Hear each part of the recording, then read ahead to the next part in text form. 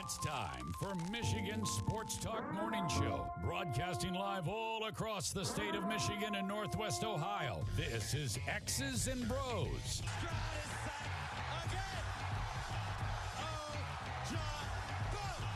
Swings it out to Sid the Kid. Defending in the corner. To Abdul-Rahman at midcourt. Extra pass. And it goes for the win. The three-pointer by Jordan Poole. Here's the give. Walker. Kenneth Walker. Touchdown. Smarty. Goff's got it. Back. Looks. Throws. Ends up. Yes. Caught. Touchdown. Detroit Lions. They did it. Amon-Ra St. Brown in the receiving end. Sends one to deep left center field. Back it goes, and that ball's out of here. A grand slam from Miguel Cabrera. He's got 2 goals. Larkin in on goal. Scores! His first career hat trick in his 7th season for Dylan Larkin. Here's your host, Anthony Bellino.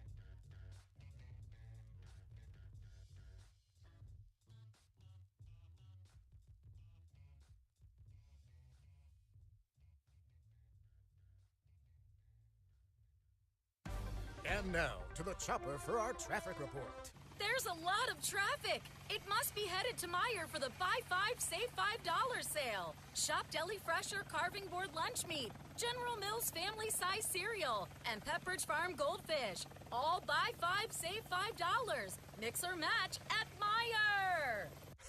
Okay. Deals so good, you've just got to talk about them. Meijer. Exclusions apply. See all the deals in the Meijer app. Imagine this, winning big at Soaring Eagle. It's pumpkin coin toss, and you can carve out wicked premium play prizes up to $3,000.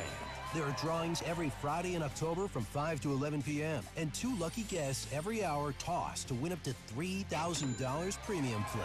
Be there for pumpkin coin toss, only at Soaring Eagle Casino and Resort. Your getaway reimagined. Visit SoaringEagleCasino.com for complete rules and details. Hey, Ryan, you there? I'm here. Are we live then? That we are.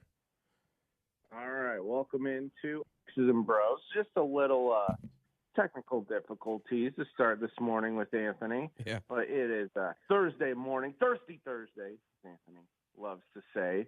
And maybe he made it a Thirsty Wednesday. I'm not saying anything, but who knows, right? I mean, it was a late night. It was Penguins, Red Wings last night. Yeah. And I just remembered that I hated the Pittsburgh Penguins still. Right. Like it's one of those things where you just kind of forget about them because, you know, the Red Wings have dipped down a bit. The Penguins kind of stayed consistent. So that rivalry went away. But after last night, it's like, I still hate Sidney Crosby. Yeah. He still does his dirty little tricks and then just skates away while he gets his friends to fight all his battles for him. True. And yeah, it's like where's Jimmy? Was Jimmy Howard in the building to just whitewash Sidney Crosby? I mean, That's what I needed last night was, Jimmy Howard coming from the rafters like Sting and just taking care of business. What's up, guys? We finally got it. We finally got it connected. By the way, Nice. Still nothing on the video end, but at least we're here on the radio side. Nice. That's all right. Were you out with Barlow last night? Is that what happened? I wish you would have taken me to a hockey game based on the way that team played last night. Are you kidding me? I would have loved that. That would have been. I was just telling Ben. I was like, I just remembered that I still hate the Pittsburgh Penguins after all these years. And rightfully so. I mean, there's no, it's just we've had our rivalry, if you will. We've had our kerfluffles from time to time. They've had some success. I think Sidney Crosby, especially young Sidney Crosby, was pretty easily hateable, right? We had like a punchable face. Right, and I was thinking the other day, because I think the Penguins game was on, I was like, I don't know, I don't really hate Sidney Crosby anymore, mainly because the Red Wings and Penguins, they don't play that much, and it doesn't mean that anything really. And then I watched the game last night and was like, nope, still hate him, still hate Malkin, still hate this franchise, still don't like this flightless bird of a mascot they have. Like, just, I'm all the way back in on hating the Penguins. And I wish I could say, Crosby's real nickname on the air, but I can't. I just leave it to, I tweeted out the video last night of West Virginia fans singing Sweet Caroline and how they delicately talk about Pittsburgh. I mean, a flightless bird of a mascot? Why did the actual emperor penguin have to catch a stray there? Like, I mean, what's wrong with just waddling around a little bit? Because it's a tough life. Red Wings had to catch strays from Sidney Crosby last night, and then when our players wanted to do something about it, the referees or his buddies would get in the way, and he'd just, I'm sorry, get away from me. That is that's so typical of him. Like that really is. Like that's just who he is. It is. I need Jimmy Howard out there to swing in on a like Sting from the rafters, just to whitewash him again. It would have been a beautiful thing. At the end of the day, though, the Red Wings with a 6-3 winner last night, which is look, 3-1 through 4 games to start this thing this year. That's pretty exciting, no matter what. And just a massive second period for this Wings team to get to that 4-1 lead. And then, the third period, each team puts a couple on the board. But, I mean, at the end of the day, you think about, what the conversation was going into this season. I mean, they're playing some pretty good puck right now. I mean, I know it's, you got 77 games left, but, hell, I'd much rather be 3-1 than 1-3. Yeah, and they're scoring a lot. I think, the defense, I think would worry you. But it's like, you know what? It's not like we're down 5-1 7 minutes in. I feel like I don't have to do my 5-minute test anymore with the Red Wings and wait for tweet notifications to see if it's worth watching anymore. I actually thought about you, and I thought about you when Malkin scored that first one 53 seconds in. I was like, oh, Ryan, hang on. Don't turn it yet, Ryan. Hold on. No, I ended up turning it on late, not because of that, but just because of, parental duties. And I turned it on during the onslaught of the second period of the Red Wings. And then, the Penguins being who they are, showing us exactly who they were. Well, it was a great day for hockey. Well, I'm glad you didn't have to miss that first one because if you were out and about moving around the cabin handling other stuff, and there was no way that you were going to be you were going to turn away from the game. So I'm glad about that. That's good. You got to hang in there. When we return, we have the Houston Rangers.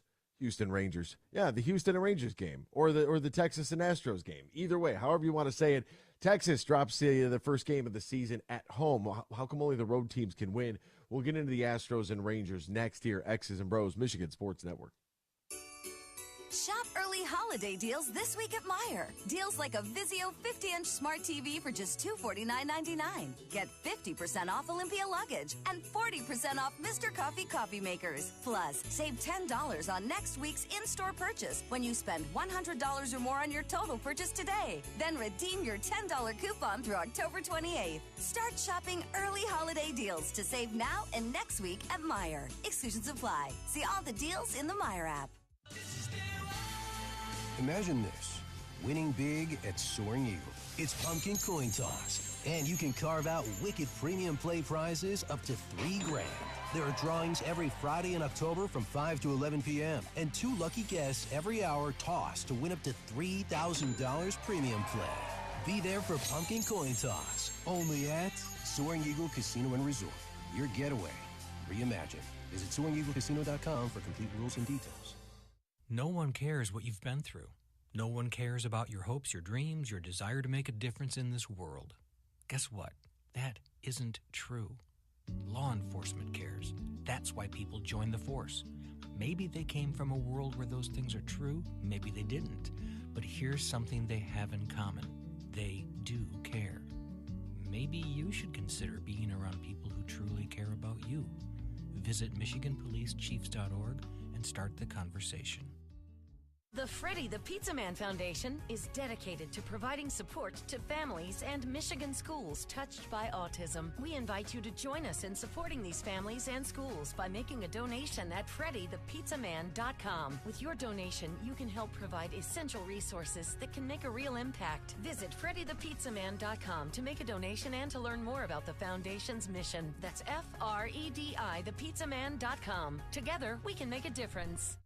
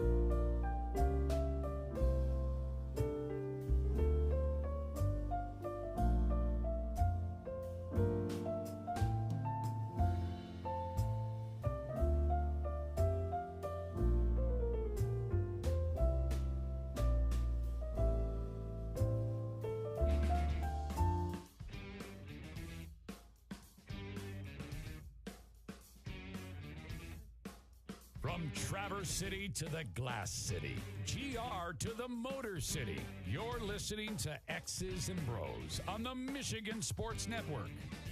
Welcome back here to X's and Bros, Michigan Sports Network.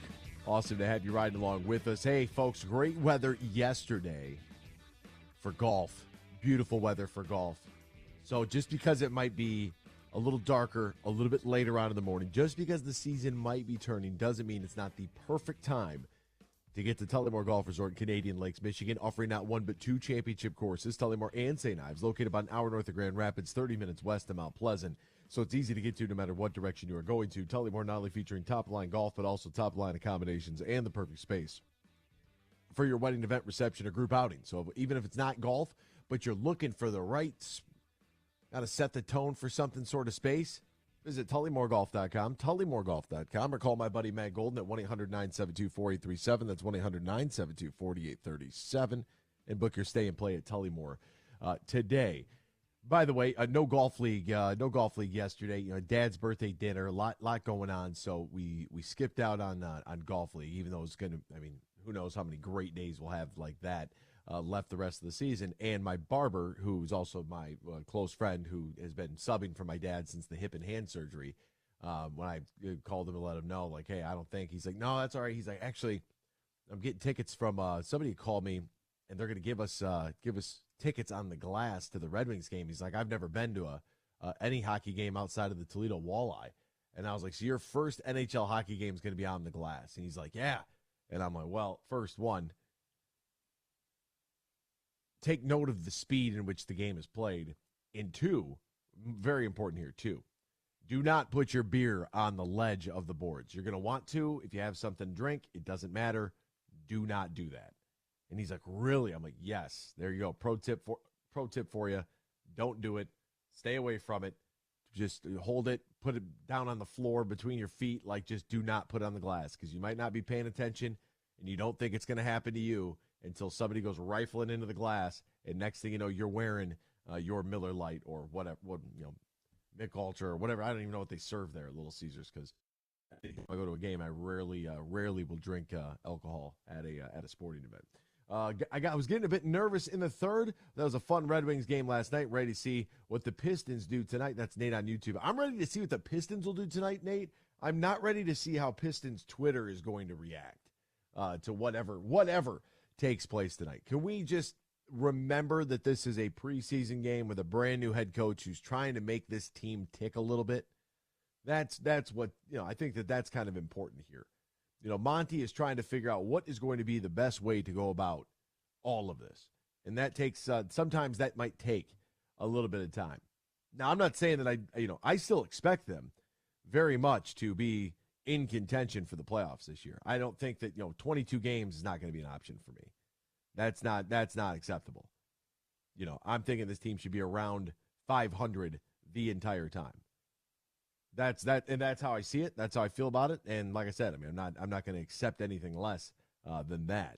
And it's unfortunate, but look, Monty, some of these guys have been around a little bit. You're adding an incredible piece in a SAR. So there you go. Let's go out there. Let's win some games. Let's learn how to win, shall we, boys? Let's do it that way. All right. It's now to baseball, Major League Baseball. Last night, Houston Astros and Texas Rangers going head to head. If you want a fun fact here, Houston at Texas this season, when Houston has had to visit them, Houston was 7-1, averaging 8.9 runs per game, with 24 home runs hit, and an OPS of 1.015. That's where they sat at visiting the Texas Rangers. So even though they lost the first two games, you feel relatively comfortable if you're Houston, because it's like, look, this is a team that we've had great success against. And to be honest with you, you just got to get out there. You got to get out there. You won the regular season series 9-4. You've been dominant on the road. You dropped the first two at home. You got to battle back. Now, it's not something I necessarily wanted to see. And how about career postseason home run number 25 for Jose Altuve? This 1-2. It is a fastball that he hammers to left center field. It is gone! Jose Altuve finds it. His first hit of the championship series leads the yard. Oh, Mad Max. Now, this one is kind of a delicate question, and you know, Ben, you might be picking up the phone for Ryan here. I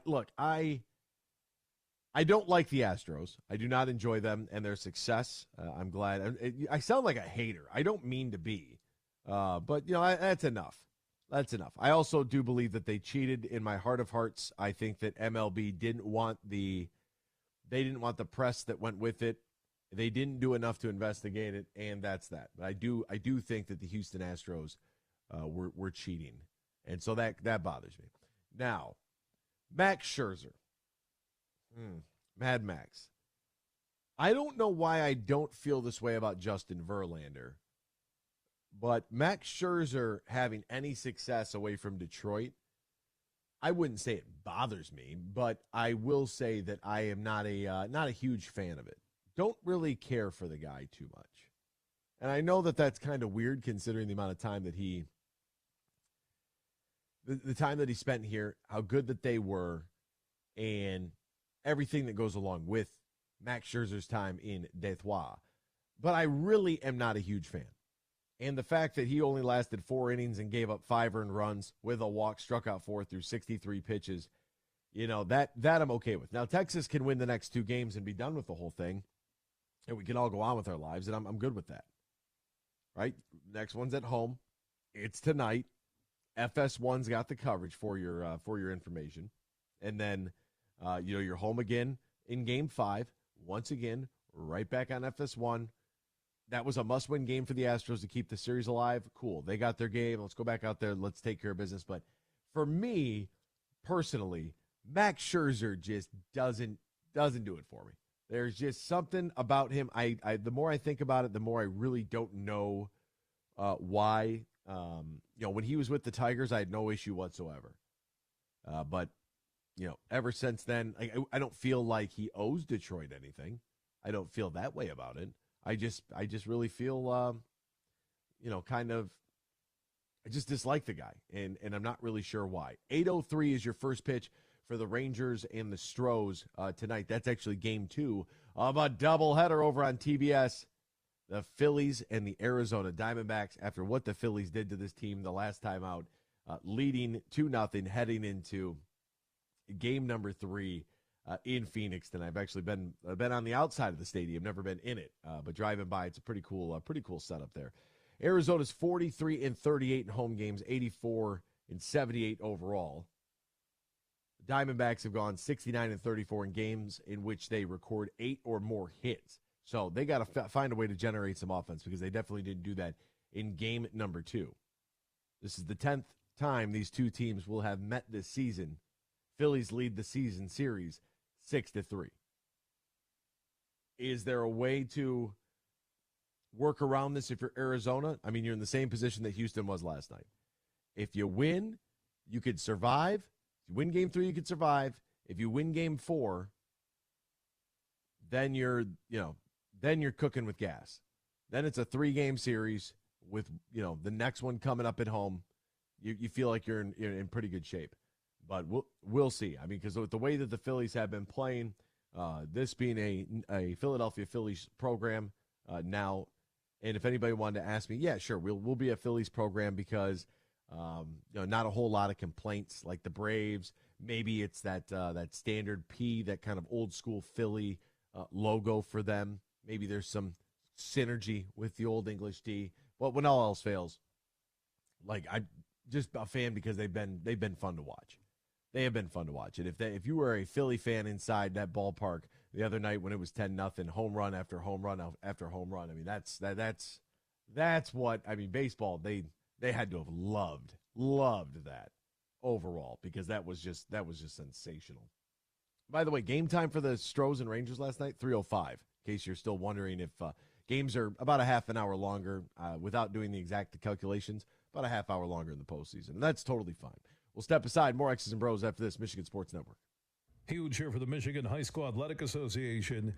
You can stay up to date on the latest from Lansing 24/7 at MHSAA.com. at MHSAA on Twitter and MHSAA on Facebook. The latest news, press releases, and stories connected to every high school in the state of Michigan, available for you 24/7 from the Michigan High School Athletic Association. Log on to MHSAA.com, at MHSAA on Twitter, and MHSAA on Facebook. And if you're looking for archived boys and girls high school sports, MHSAA.TV. That's MHSAA.TV. 24/7, everything you need to know about high school sports in Michigan. Log on to MHSAA.com. Ladies, let's go see some men. The show, Friday, November 17th at Soaring Eagle Casino. Come meet the men of your wicked dreams for an affordable night of laughs and maybe some mischief. Oh my. The boys are back in town. Tickets for 18 plus, just $25. On sale now at the box office and etix.com. Sexy costumes, hot dance moves. Your sensational night of fun returns. Hunks, the show, November 17th at Soaring Eagle Casino and Resort. Oh my. Roast Umber is a farm-direct coffee sourced from Central American farmers and roasted in Grand Rapids. And also the Nitro Cold Brew Coffee is a convenient and healthy option for energy with no sugar additives. Look for it at your local retailer or at roastumber.com. Later today at 3, it's the Huge Show right here on the Michigan Sports Network.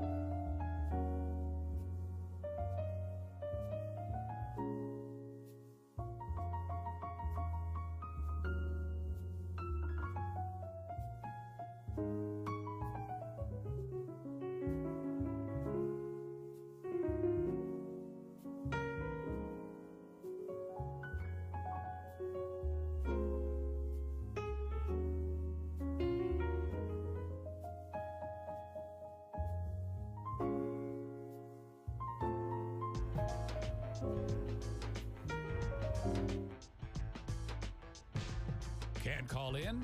Text us using the keyword sports radio and send it to 21000 or tweet us at XB Mornings.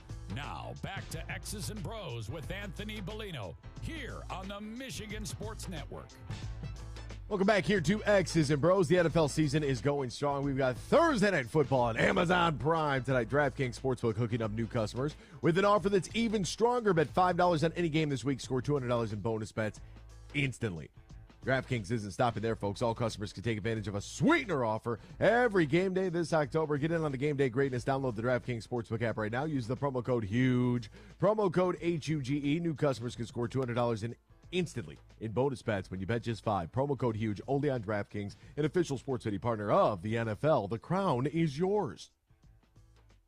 Now, if you or somebody knows a gambling problem, wants some help, needs help, call the Michigan Department of Health and Human Services Gambling Disorder Helpline, 800-270-7117, 21 plus, Michigan only. Bonus bets expire 7 days after issuance. Eligibility and deposit restrictions do apply. See terms at sportsbook.draftkings.com/football terms. Wow, that's a great disclaimer right there. Welcome back here, X's and Bros, Michigan Sports Network. Ben Glazers and Ryan Elke. I'm Anthony Bellino. Text the keyword sports radio. Send that to 21,000. Sports radio to 21000. Meyer Supercenter guest line, 866-838-4843. 866-838-4843. Or on Twitter at XB Mornings, Facebook, X's and Bros. And, of course, good morning to our television audience as well on BCSN and streaming live on our YouTube page at Michigan Sports Network. Speaking of Michigan YouTube and the Michigan Sports Network, what's good from CT? That's Silas Dean. What up, Silas? CT as in Connecticut? You dialed in from Connecticut right now, Silas. The power of the YouTube right there. All right. Well, this one might hit home for you then, Silas, because we're going to venture off away from. I'm going to bring it back with a hyper local tie here to Michigan for all of our great affiliates across the state. Whether you're in northern Michigan, listening on 93.7 WKAD, the Cadillac, Traverse City, Frankfort, kind of Lake Manistee, Kalkaska area, or if you're on 1340 AM and 104.7 FM WMBM in Petoskey, Charlevoix, Bel Air, Boyne City, Northport, Gaylord, Lewiston, the entire southern portion of the UP. Perhaps you're on 100.9 WLUN, Bay City, Sagnasty, Midland, West Branch, St. Helen, our newest affiliate. Good morning to all of you.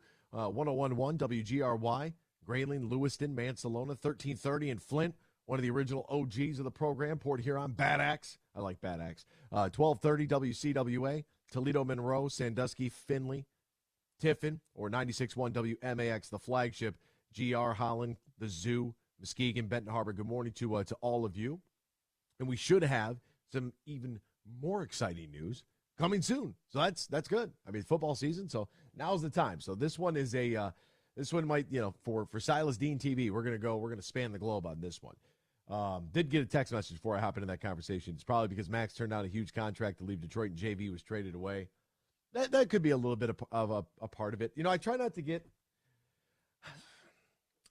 to get too involved in, turning down a massive contract is, if you feel like, especially from a fan's perspective, if you feel like the organization offered you something that's really good, like that's a really strong deal, that's a lot of money, and you turn that down, it does kind of alienate the fan base a little bit, because how in the world, I mean, and for any of us, that kind of money, I mean, it's absolutely life-changing. And, there's a little bit of a tie where, somebody is, kind of shines for their first time with your organization. You feel like there's a little bit of, ownership, if you will, of the player. So I'm not really sure. I wanted to get into the story that I saw and how it ties back to the Detroit Pistons, but James Harden is not in Philadelphia.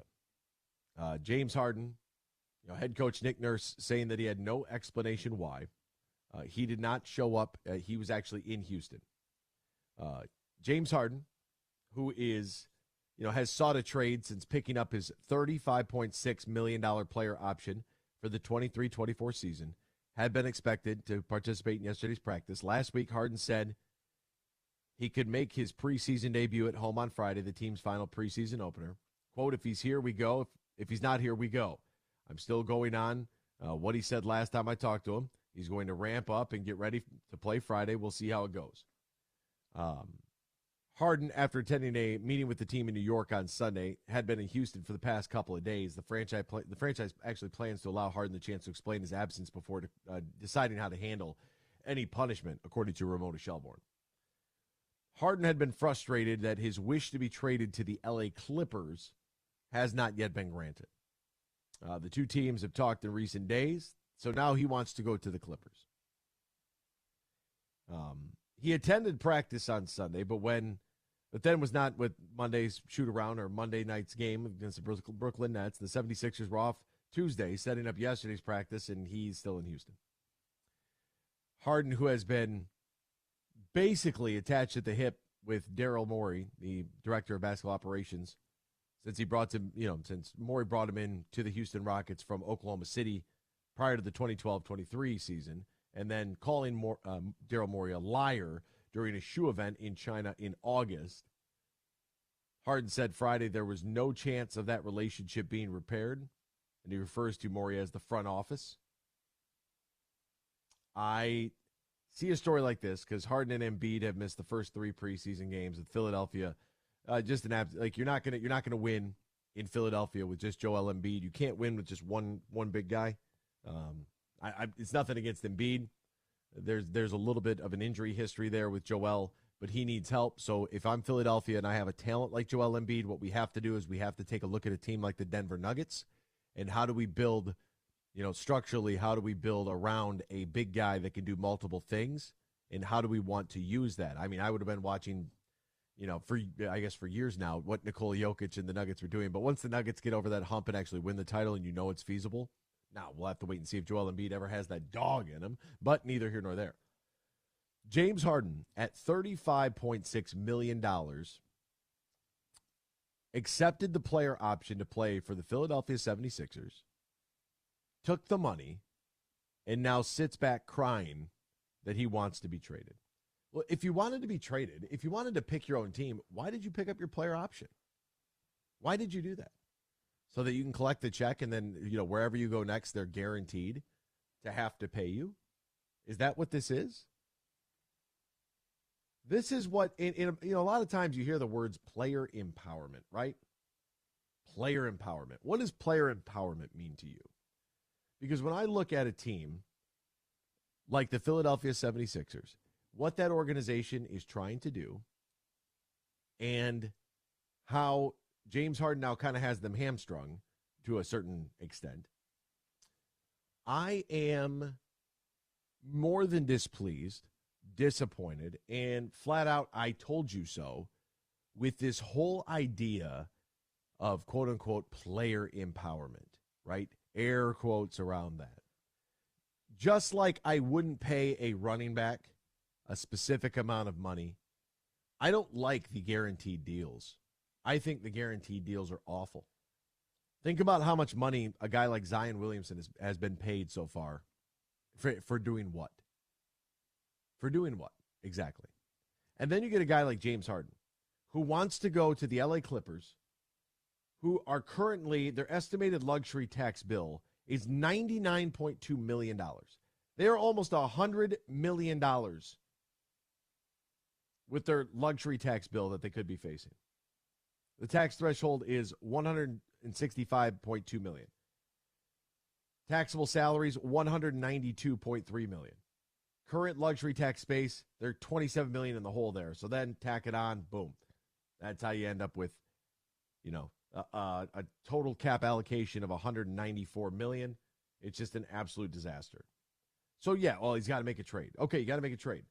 I want to go to the Clippers. All right, so let's think about it. You want to go to the Clippers? Why do you want to go to the Clippers? Because you have two guys in the LA Clippers, in Paul George and in Kawhi Leonard, that are each making identical salaries. Their cap numbers are $45.6 million. The base salary for them, which is their cap figure, $45,640,084. Both players, identical salaries for the two of them. How many games are those two guys going to play combined together? And if you wanted to go to that team that has, your next highest paid guys, Norman Powell, followed by Marcus Morris, Rocco's on that team, Nick Batum, Zubac, Russell Westbrook is there, Mason Plumlee. How are you going to make those salaries work? And for what? So Kawhi can play 50 games and sit out the rest? And so Paul George can try to carry the team with James Harden, who is not committed to defense, because James Harden flatly isn't committed to playing basketball. And This is why, I look at a guy like Ben Simmons, for example, the amount of money he made, and then all of a sudden he's got mental health issues. You should be able to find the player. Because what is happening here is this player empowerment thing is the same thing that happens on a day-to-day basis when you continue to reward people that do not work. That is what happens. When you build that sense of entitlement, right? Entitlement just doesn't fit one group of people. It fits all walks of life. It fits, there may be someone who's comes from parents who are very well off. That individual feels that because of, my dad is so-and-so, that they are entitled to X, Y, or Z. That's really no different than somebody who may be getting some sort of government check who says, hey, I don't have to work. I'm entitled to this. It works both ways. And when you have a system that allows employees to go AWOL and not show up for work. Now, mind you, folks, they aren't running their own small businesses. They're not tradesmen, right? They're not iron workers on top of a beam somewhere or electricians or plumbers. They're not on one of the assembly lines in the big three. They're not doing that kind of work. Like, all we ask you to do is stay in shape and be a professional. And the fact that I even have to say be a pro tells me everything I need to know about specific players in this league. And the NBA has a growing problem. It's so much so that Adam Silver, the commissioner of the league, had to put in play a new rule to basically get guys to show up to work.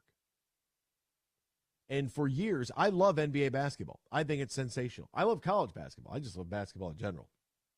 But the NBA game is so outrageous where you got a guy like Victor Wembanyama who nutmegged Reggie Bullock last night in the open floor. Victor literally was dribbling against Reggie Bullock and just bloop, threw the ball right between his legs and got it on the other side. Like, it's insane what these guys can do, how big they are, how skilled they are. But I need a league that incentivizes people to play. I don't need an in-season tournament. That doesn't do anything for me, the fan. Well, it might make games November to December interesting. Games November to December are interesting to me. They are. It's the same way that a baseball diehard is interested in game 47. It's the same principle. I know that our society has moved into, 30-second clips on whatever social media site. But no, I want to watch the actual game. That's what I want to see. And what I also want to see is a hard cap in the NBA, make the money work. First off, none of this luxury tax shenanigans, because that's basically a soft cap. If you have ownership like Golden State, they were willing to pay it for years because they were making it all back. But is that necessarily fair to the Charlotte Hornets? No, it's not. You've got all these guys that want to sit out, that want to go load management. Load management was such a problem in this league that they had to bring out and constitute a new rule. They had to do so in a way where you might not be eligible for some season awards, which do affect your contract, which is a good thing. It's 65 games or whatever to make all NBA. I think that's brilliant. That's a great move because all NBA affects what your contract can be valued at, because that's what it should be. It should be performance based. But at the end of the day, we can do all of this when guys like Ben Simmons and James Harden don't care. Why should we? Adam Silver can take this league to China, into Uzbekistan, into Australia, and go wherever he wants to. And those people can be all very excited, right? But go ahead and tell a Chinese citizen that this guy's going to make $35 million this year and won't show up to work and will still get his paycheck. Some people might say, oh, well, you're pocket watching. No, I'm not. I'm looking at a guy that over the course of 82 games is going to make $426,000 a game. It's actually closer to $427, but I'll call it $426. $426,829.27 per game. Get your rear end on the court. I don't care about people like James Harden. That's why I'm actually very grateful for what we have in Detroit. And I think that this is one of the really key elements of this group here, is that with Bogey and Joe Harris and Jalen Duren, so far in his selflessness, that we saw last year with Monty Morris leading the team, with Asar Thompson coming in, guys like Isaiah Livers. Look, you might not like Isaiah Livers because he's undersized, and we had an undersized center that turned out to be pretty good. But Isaiah Stewart cares. I don't see any prima donnas on this team. I don't see a team full of me guys. I see a group of we guys that are going to figure it out. That's what I see. If you have Cade's running the 1 and Asar Thompson's running the 2, and then you have Bogey, Beef Stew, and Jalen Duren, do I love that lineup? Nah, not really. I'd rather go Cade, Ivy, Asar, Bogey, and Duren. But, bring in guys like Marvin Bagley and James Wiseman to play the 4 and the 5. I don't know why we can't do that. But, whatever. They want to mix some things up and, shuffle the deck a little bit. Okay. All right, yeah, it's preseason. Work on some lineups. They're doing it all throughout practice, too, trying to figure out what's going to be in the best interest of the team. Not your individual accolades, not your individual numbers. What's going to win us games as the Detroit Pistons? That's what we need to be concerned about. That's what we need to be focused on. And that's what I like about this current club, the way that it is constructed. I'm not saying that guys can't go out there and have a negotiation about a contract. Obviously, the money is way, way, way too much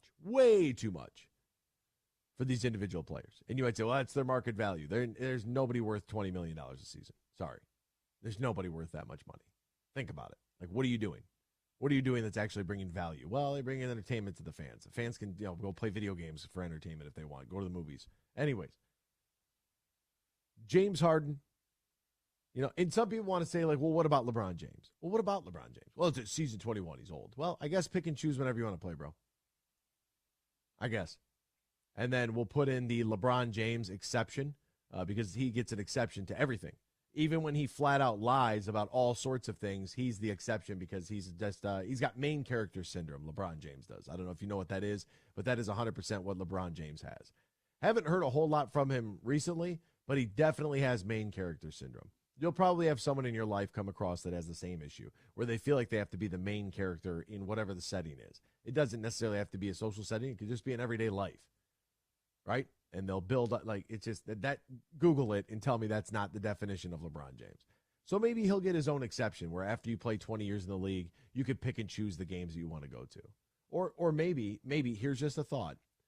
You could fulfill the obligation of your contract and get your ass to work. How about that? I'm throwing that out there. You let me know. You let me know if that works.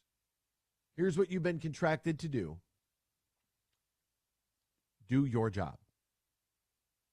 And let's be done with it. But until, guys that got a text message here, bring Ben Simmons and James Harden here for Monty Williams. Why? One, who wants to get rid of Monty Williams? The guy's been on the job for 3 weeks. And two, why do you want those two scrubs? Absolute bums. One guy can't shoot from 10 feet away and the other guy just travels. It's ridiculous. Neither one can. Stop it. Hour 2 next. X's and Bros, Michigan Sports Network. Bill Simonson here for my good friend Josh Garvey. Now, he is a managing shareholder at Bean Garter, soon to be Doran Mayhew at the end of the year. And with the merger, there is growth and a chance for you to fill an executive or other high-level finance-related roles, either at Bean Garter here in downtown Grand Rapids or over at the Doran Mayhew World Headquarters in Troy or at any of their offices across the country and around the world. They have a national specialized talent pool with ideal candidates for long-term placement, ongoing support for post-placement success. So if you're looking for that next chapter in your professional career, talk to Josh Garvey and the team at Bean Garter. Easiest way, you can call Bean Garter, ask for Josh Garvey, or go to their website, BEENEGARTR.com, or look for Bean Garter, soon to be Doran Mayhew, on Facebook and on Twitter. And now to the chopper for our traffic report. There's a lot of traffic. It must be headed to Meijer for the Buy 5, Save $5 sale. Shop Deli Fresher Carving Board Lunch Meat, General Mills Family Size Cereal, and Pepperidge Farm Goldfish. All Buy 5, Save $5. Mix or match at Meijer. Okay. Deals so good, you've just got to talk about them. Meijer. Exclusions apply. See all the deals in the Meijer app. Huge here for Van Andel Institute Purple Community. Now, they're a grassroots fundraising network powered by the volunteers who support VAI's mission to improve health now and in the future. Learn more at purplecommunity.org. Merck Perks from Mercantile Bank is here. Merck Perks checking has all you need to plan your busy lifestyle. Travel services for hotels, airfare, and cruises, cash back rewards, and even savings on prescriptions, eyewear, and dental work. Merck Perks also includes all the traditional benefits you love, like online and mobile banking, and fee-free access to almost 40,000 MoneyPass ATMs. So when you're ready for perks, Merck is here. Learn more at mymerckperks.com, member FDIC. Huge here for my friends from Coppercraft Distillery. Now, they're a Michigan-based company, and they have a message for anybody 21 and up. You're going to want to get hooked up with this Honolulu Blue, a premium can cocktail. Vodka, blue raspberry lemonade. This special limited edition canned cocktail is available at local stores, pubs, and restaurants. And when you're cheering on our favorite pro football team, TDs, tailgates, and more, make sure you grab a Honolulu Blue from Coppercraft Distillery. Later today at 3, it's the Huge Show right here on the Michigan Sports Network.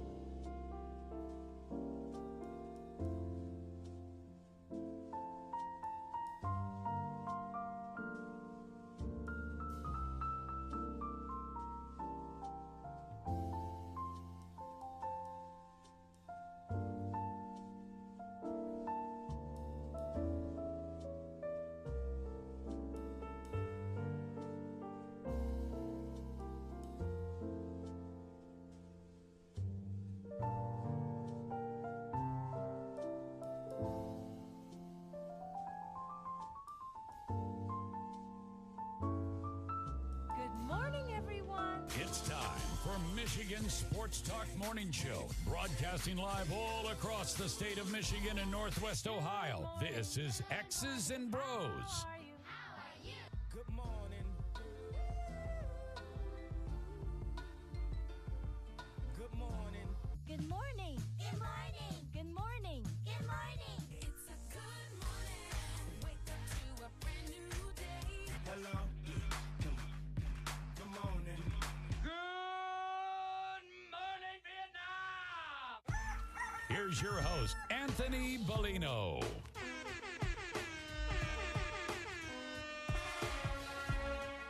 Rise and shine, folks. Welcome back here. Hour number 2 of X's and Bros coming at you live all across the great state of Michigan and in Northwest Ohio and worldwide on the iHeartRadio app. We say good morning to you. We welcome you. We thank you. We appreciate you. And, of course, we encourage you. Join the program at any time. You can text the keyword sports radio. Send that to 21,000. Sports radio to 21000. Meijer Supercenter guest line 866-838-4843. 866-838-4843. We're on Twitter at XB Mornings, Facebook, X's and Bros, and, of course, good morning to our television audience as well on BCSN and streaming live on our YouTube at Michigan Sports Network. Add a .com to that to find our website. XBMornings at gmail.com is our fan feedback email inbox, and you can find us all individually on Twitter. Ben Glaze is at the Ben Glaze. Ryan Elke is at RyanL_Key, and I'm Anthony Bellino at AC Bellino. Now, we have a big football game coming up on Saturday. Jake Butt, former Michigan tight end, he will join us at 8:35. Guy's an absolute stud. You see him all over the place. He's all over your television, whether it is Big Ten Network or calling games as a color analyst. He has got the juice. He's got the sauce, however you want to say it. He has got it. Media superstar. And I can't wait to take full credit for that because the first time I had him on, I was like, yep, this guy is the truth. It is only a matter of time. He's got all the accolades in order to do so. He is going to be an absolute gem, and yep, and that's exactly where he finds himself.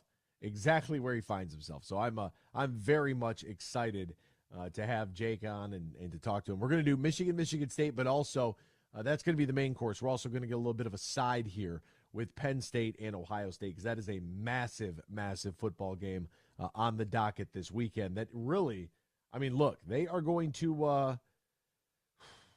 This could really prove a lot here. This could really prove a lot. If you think that this team can, if it's Ohio State, you think that your team is good enough. Big noon kickoff, by the way, so early game. You love that to set the table for the rest of the day. Penn State on the road. James Franklin's got to win a game that matters.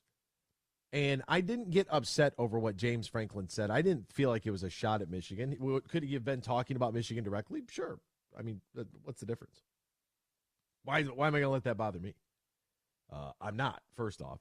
It's secondly, what is very interesting is that the James Franklin-led Penn State Nittany Lions, what's their signature program win? What would you call their signature program win? Because these games right here, this is where they falter. And James Franklin did all of that, and maybe he said all of that because it was a little bit of a precursor, if you will, a little appetizer before a big battle against UMass in October. Why do you have that game on your schedule? What's going on here? So there's plenty to discuss with that football game as well. And if you're Ohio State, you have to prove to your fan base that you got enough in the trenches to be able to win a game like this. You know, I don't think that Kyle McCord is the long-term answer. It's the first time Ohio State hasn't had a quarterback since who? Jermaine Krenzel? Like, they've been pretty well loaded at that position for a while now. And you think, well, that should be Quinn Ewers. That's who it should be. That's really who it should be right now. This should be Quinn Ewers leading this team with those kind of weapons on the outside. Like, I think things would be a little bit different. But they got to prove that they can win the line of scrimmage. And so that's like Saturday at noon. That's what I'm looking for. Can this team, can Ohio State, can they dominate the line of scrimmage? And the spread is 14. 14. Then you have Michigan State later on, which, you know, obviously we'll talk about it.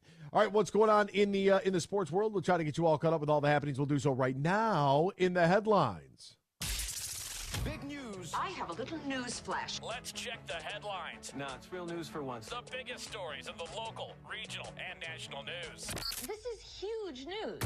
All right, maybe I'm confused, and that happens from time to time. But why is Phil Mickelson saying that an improved live roster is, quote, going to happen? What are we doing here? What's going on?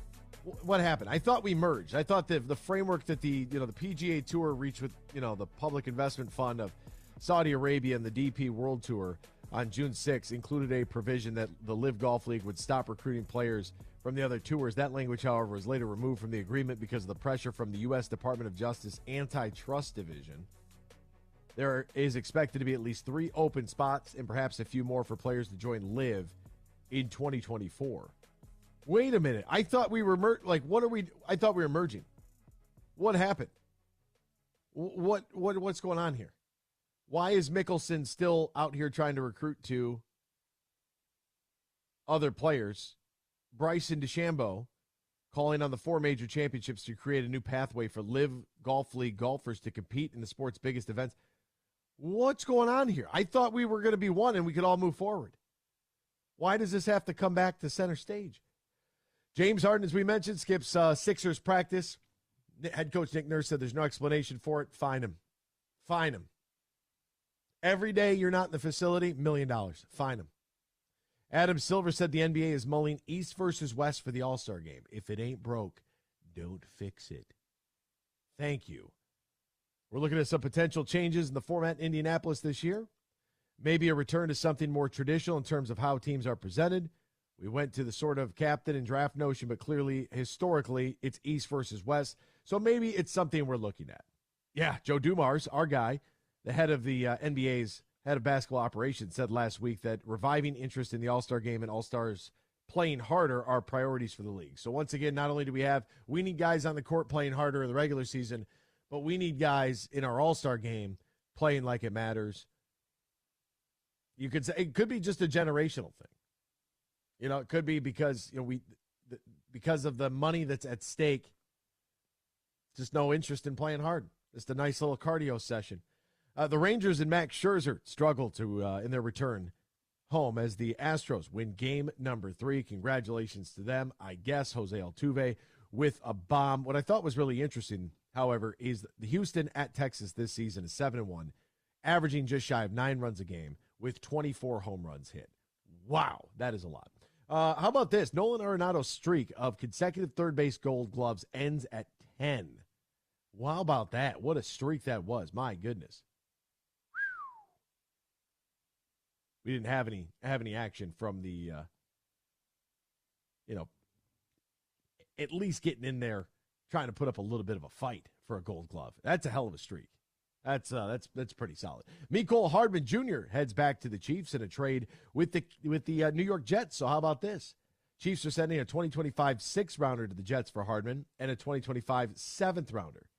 The Chiefs have struggled at wide receiver. I like Rashee Rice a lot, but Marquez Valdes-Scantling, Kadarius Toney, Sky Moore haven't really produced as much as they thought. The 3 have combined for 35 catches, 353 yards, and 2 touchdowns, all 3 of them combined. So if you remember back to 2019, Hardman was a second-round selection. Most productive season was as a rookie and had career best of 59 catches, 693 yards in 2021. He fell off last season. He missed 8 games because of injury, and the Jets signed him to a 1-year, $4 million contract that he took. Now he's back with the Chiefs.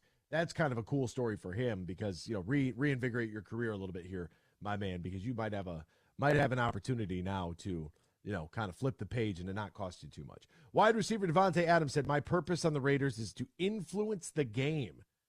He's growing frustrated with seemingly diminished role. Oh, my goodness. No, not another diva wide receiver who's making $40 million a year. Colts Anthony Richardson is going to have season-ending shoulder surgery. He is done. That's sad. Browns quarterback Deshaun Watson can't put a timeline on his return. I mean, hell, if they're winning without you, what's the difference? I don't care. You don't need to pass for 500 yards. What you need to do is win football games. The Dolphins' Jalen Ramsey practices after his meniscus surgery, so that's a good plan for him, maybe a little bit ahead of schedule. And the Cardinals got back Kyler Murray and Budda Baker back to practice as well. So Kyler Murray stepping on the field since tearing his ACL back on December 12th, 310 days ago. Back with more X's and Bros after this Michigan Sports Network. Bill Simonson here for my good friend Josh Garvey. Now, he is a managing shareholder at Br0's, soon to be Doran Mayhew at the end of the year. And with the merger, there is growth and a chance for you to fill an executive or other high-level finance-related roles, either at Br0 here in downtown Grand Rapids or over at the Doran Mayhew World Headquarters in Troy, or at any of their offices across the country and around the world. They have a national specialized talent pool with ideal candidates for long-term placement, ongoing support for post-placement success. So if you're looking for that next chapter in your professional career, talk to Josh Garvey and the team at Br0. Easiest way, you can call Br0, ask for Josh Garvey, or go to their website, BEENEGARTR.com, or look for Br0, soon to be Doran Mayhew, on Facebook and on Twitter. Shop early holiday deals this week at Meijer. Deals like a Vizio 50-inch smart TV for just $249.99. Get 50% off Olympia luggage and 40% off Mr. Coffee coffee makers. Plus, save $10 on next week's in-store purchase when you spend $100 or more on your total purchase today. Then redeem your $10 coupon through October 28th. Start shopping early holiday deals to save now and next week at Meijer. Exclusions apply. See all the deals in the Meijer app. If you or your family is touched by autism, learn more about Freddy's Foundation at #PopTheTap at freddythepizzaman.com. That's FREDI, thepizzaman.com, or email freddythepizzaman@gmail.com.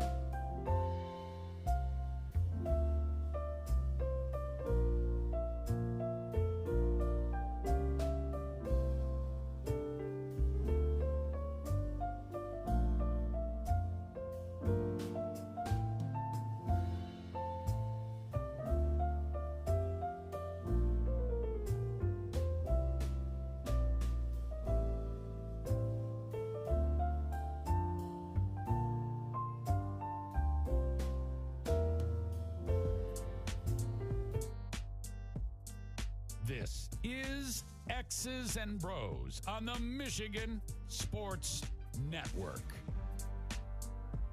Welcome back here to X's and Bros, Michigan Sports Network. Great to have you riding along with us, no matter who you are, where you are, how you may be listening, whether it's traditional radio, iHeartRadio app, whether you're tuned into the YouTube. It all works for us, and we appreciate you. Golf season is coming to a close, but that doesn't mean that you still can't sneak away a little quick getaway to go see Matt Golden and his friends over at Tullymore Golf Resort, Canadian Lakes, Michigan, offering not one but two championship courses, Tullymore and St. Ives, located about an hour north of Grand Rapids, 30 minutes west of Mount Pleasant. One of the top-of-line golfing experiences in the state of Michigan, and because of its central location, it's easy to get to no matter what direction you are driving in from. Top-of-the-line accommodations, top-of-the-line golf, the perfect space for your wedding event, reception, or group outing. Visit TullymoreGolf.com, TullymoreGolf.com, or call 1-800-972-4837. That's 1-800-972-4837. Book your stay and play at Tullymore today. I know some companies like to do like retreats. That'd be a good place to retreat to. Even if the golf course was closed, just because of the amenities there. I think that'd be perfect for you.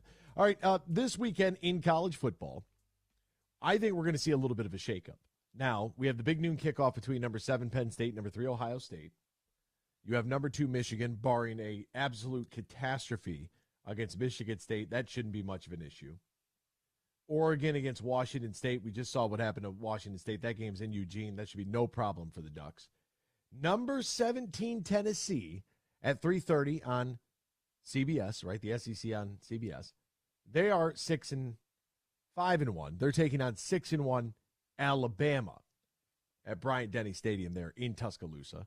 So that's a massive game right now for an Alabama team that's kind of feels like they've been it's weird, but it kind of feels like Alabama's been a dark horse, like a team that's just been kind of sort of forgotten about.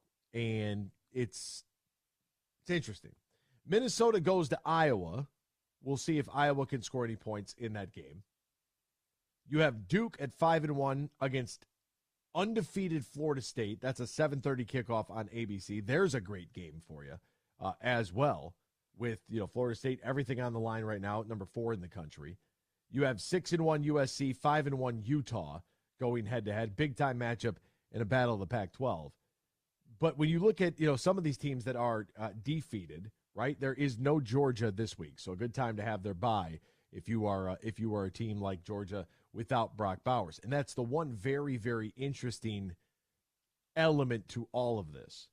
And I know that some people have said a lot about Michigan's schedule, and rightfully so. It hasn't necessarily been anything to write home about. I'm pretty well. I'll be honest about it, and I've been pretty boisterous about that. Outspoken maybe is the right word. Georgia does have a top 25 win against then number 20 Kentucky, in which they boat raced them 51-13. But they lost Brock Bowers, and the way that this season has developed, their next game is actually on the 28th, and then they'll go home against number 20 Mizzou. That ranking could change. Home against number 13 Ole Miss. That ranking can change. A road trip to Tennessee. Hopefully that's a night game. I would love to see the Volunteers there. Joe Milton under the bright lights, national television. Boy, that would be awesome.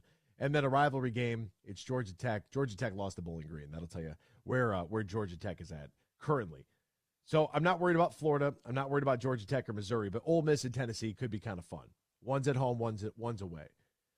And how does this loss of their most valuable player shake things up here this week? That's what I want to know.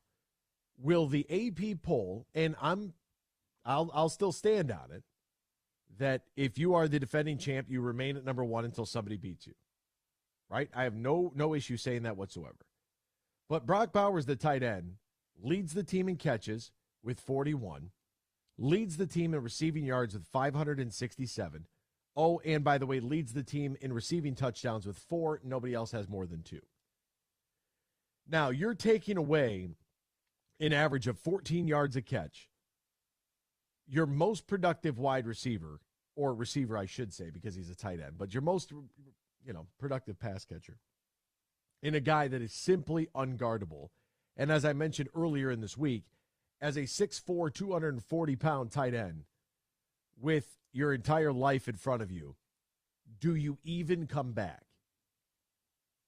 And I know, a lot of people, they talk about this at the bowl games. We're going to talk to Jake Butt. You remember what happened to him in a meaningless bowl game, right?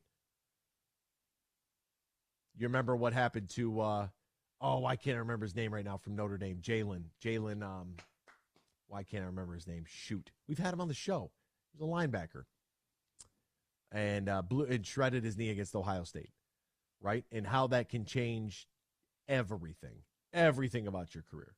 Is it worth coming back? That's what I want to know.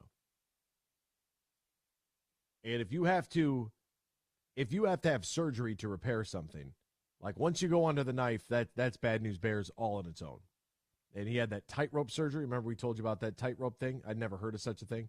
The quarterback, Tua Tagovailoa, had the same surgery while at Alabama in 2018. He was out for a month. Alabama tackle Cam Robinson missed about 2 weeks after having the procedure done in 2014.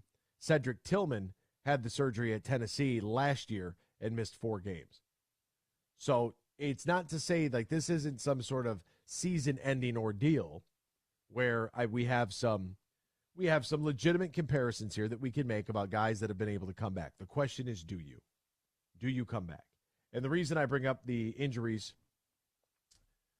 all in all, Jalen Smith, thank you, Austin. See, Austin's a faithful listener. I appreciate you. Yeah, Jalen Smith. If you are Jalen Smith or Jake Butt, and maybe I'll ask Jake Butt because he played tight end, and Brock Bowers right now I think he was ranked as the 4th best prospect in the upcoming draft at the tight end position, in which tight end is now a premium position in the National Football League. It is the tight end has been growing increasingly important at the NFL level year over year for the last 20 years. And we see what the tight end position and Sam Laporta, and granted, production-wise wasn't all that in a bag of chips last Sunday against the Tampa Bay Buccaneers, but you see the impact that he's been able to have for the Detroit Lions thus far in just his rookie season. Right, what he's on pace to do, how he's played, and how vital and pivotal he is to this offense because of the matchup nightmare that he creates. You see it with guys like Travis Kelce, right? I mean, I don't have to really go down the line to tell you about how great everybody is. But Sam Laporta is the 3rd leading wide receiver for the Lions with 325 yards. When it comes to actual catches, he's 2nd on the team, trailing only Amon-Ra St. Brown with 29 receptions on the year, and he only trails the Sun God by 9 catches. Oh, and by the way, he's got just as many touchdowns. He's got a tie for the lead, a 3-way tie for the lead for the Lions right now. Sun God, Laporta, and my guy, Josh Reynolds, I told you so. They all have 3 receiving touchdowns apiece. So if you're Brock Bowers, is it worth it? Now, with a bye week here, if Ohio State does what I think Ohio State is going to do to Penn State, like I think that I'm not overly impressed by Ohio State at all. I'm really not.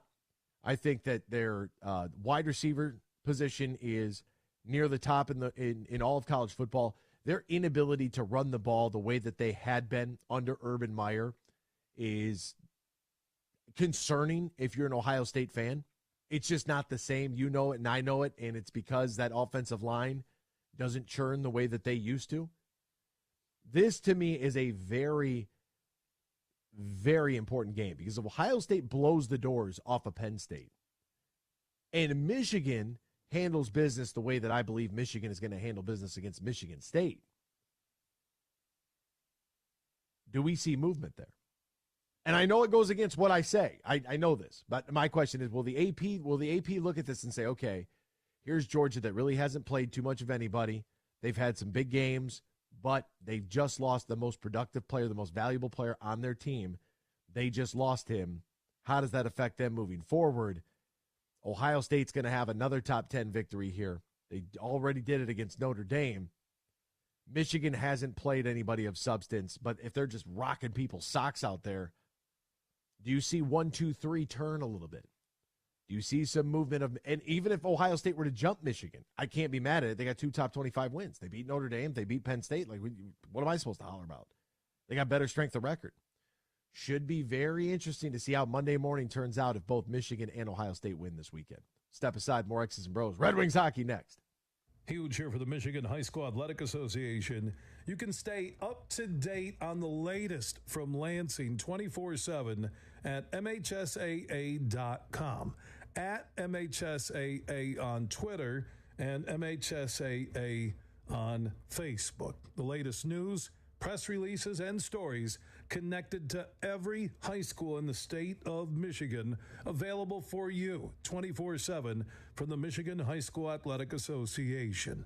Log on to MHSAA.com, at MHSAA on Twitter, and MHSAA on Facebook. And if you're looking for archive, boys and girls, high school sports, MHSAA.TV. That's MHSAA.TV. 24/7, everything you need to know about high school sports in Michigan. Log on to MHSAA.com. Imagine this, winning big at Soaring Eagle. It's pumpkin coin toss, and you can carve out wicked premium play prizes up to $3,000. There are drawings every Friday in October from 5 to 11 p.m. and 2 lucky guests every hour toss to win up to $3,000 premium play. Be there for pumpkin coin toss, only at Soaring Eagle Casino and Resort. Your getaway reimagined. Visit SoaringEagleCasino.com for complete rules and details. The Freddie the Pizza Man Foundation is dedicated to providing support to families and Michigan schools touched by autism. We invite you to join us in supporting these families and schools by making a donation at FreddyThePizzaMan.com. With your donation, you can help provide essential resources that can make a real impact. Visit FreddyThePizzaMan.com to make a donation and to learn more about the foundation's mission. That's FREDI ThePizzaMan.com. Together, we can make a difference.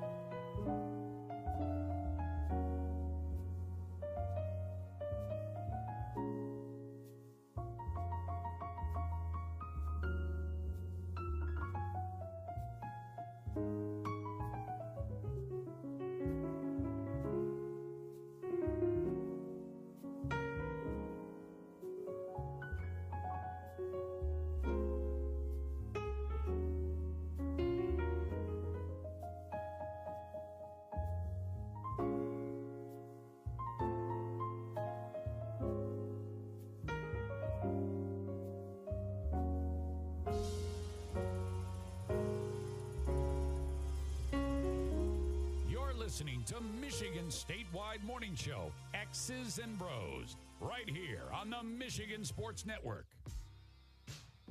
Welcome back here to X's and Bros. A reminder, folks, the NFL season is going strong. We have got Thursday Night Football tonight on Amazon Prime. A DraftKings Sportsbook is going to be right there in your pocket the entire game, right in front of you. All you got to do is bet $5 on any game this week, including tonight's game. Score $200 in bonus bets instantly. Yes, it's true.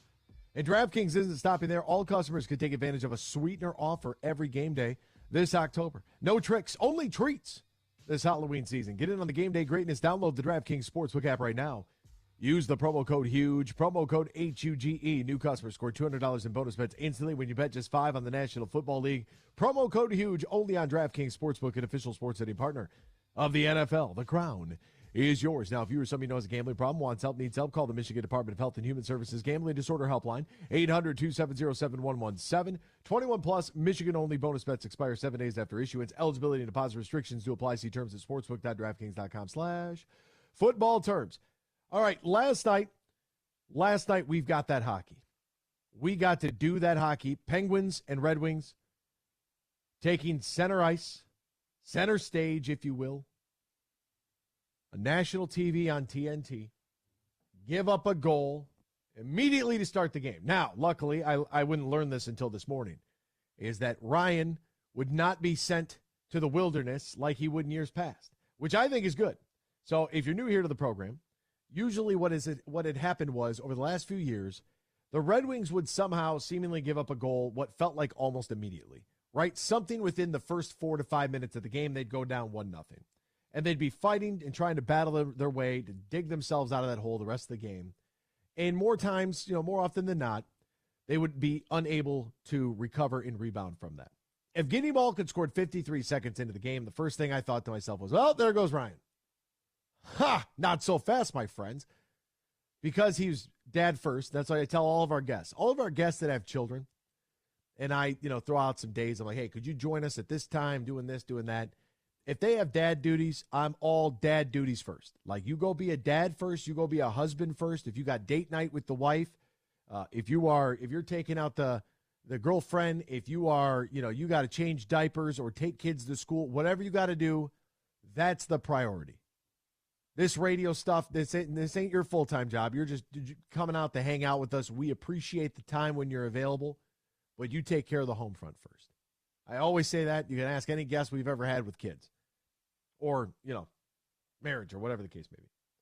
And if Evgeny Malkin scores and Ryan has got one kid climbing up his shoulders, he's got one kid on his foot, and he's trying to change the diaper all at the same time, right? He's like the circus monkey with the cymbals, running around. He's like the guy with the harmonica and the guitar and the cymbals on his knees, and he's got the kick drum as well. He's got it all going on. That was him. So he didn't even get to check into the game until later. So I was worried about nothing. Absolutely nothing.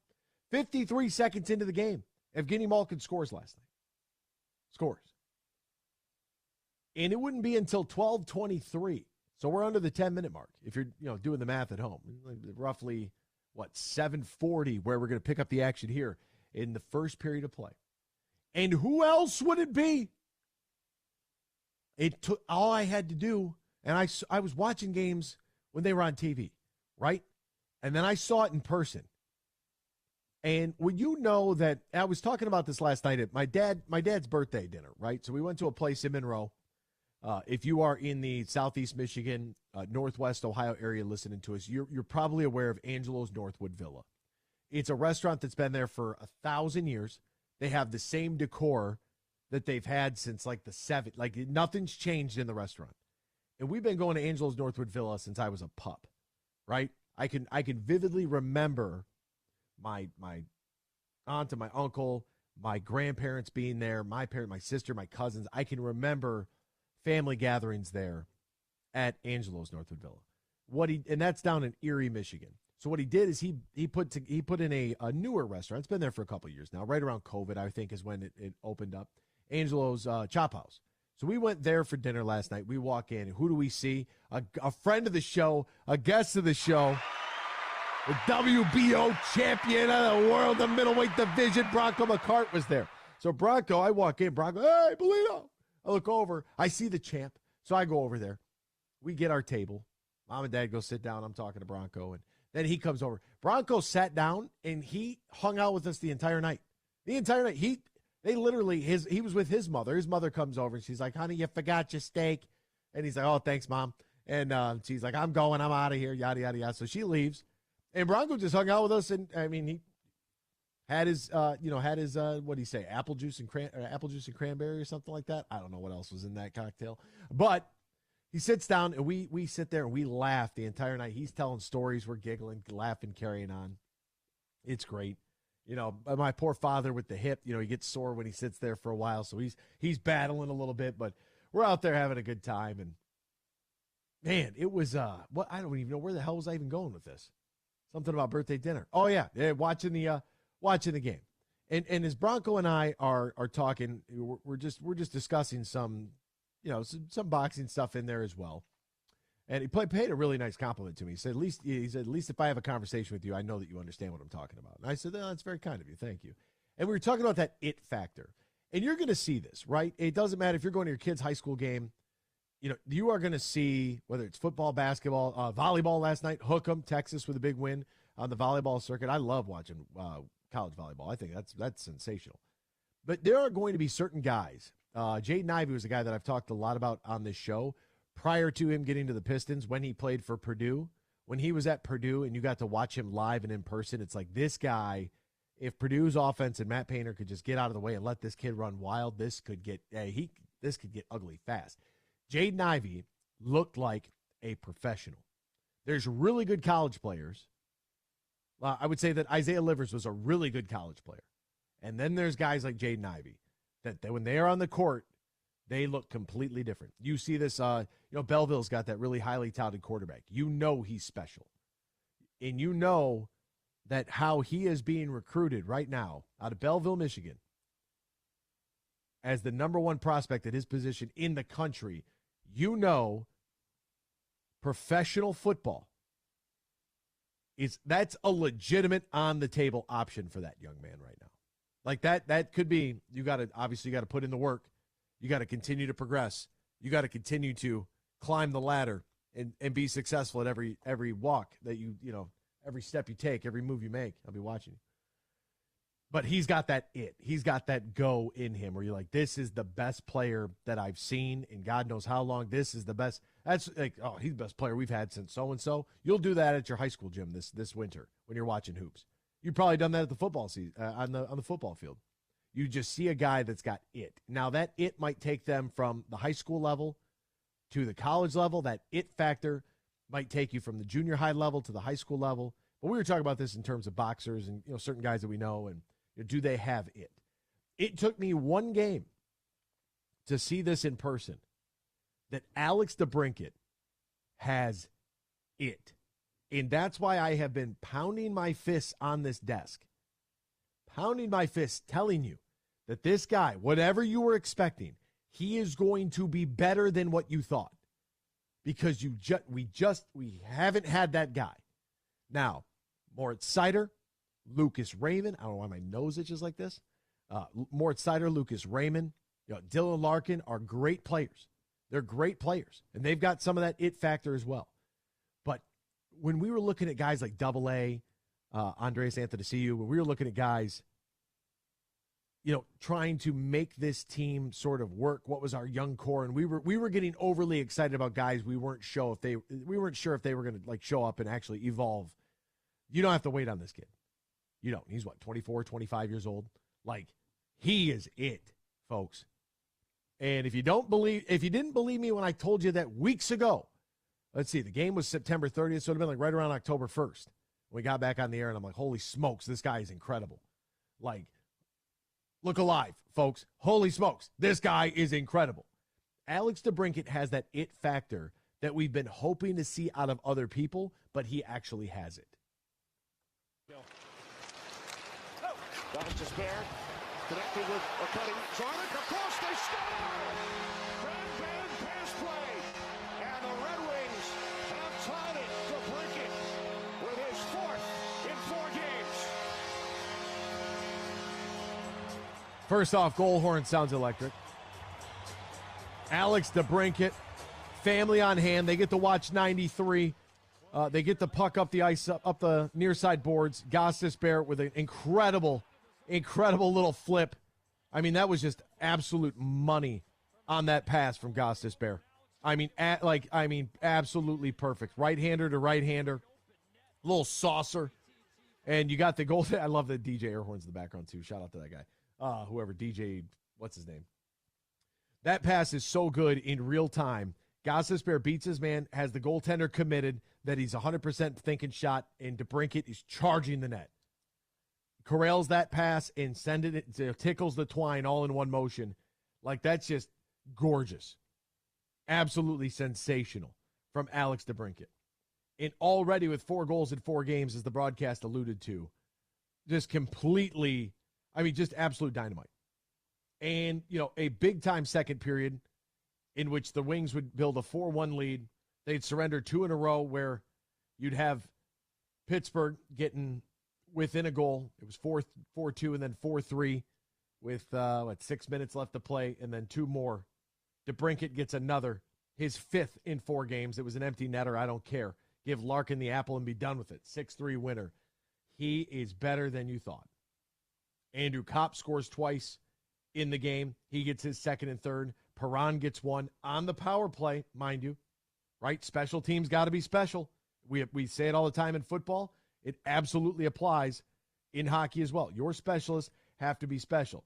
Now, after the game, the boys caught up with the captain, Dylan Larkin. Thanks so much for coming on, Liam McHugh, Paul Bissonnette, Anson Carter, and Colby Armstrong. Listen, we've been talking about a lot of these teams that were bubble teams last year and how there's a lot of buzz around teams now to make the playoffs, and your team is right in the thick of it.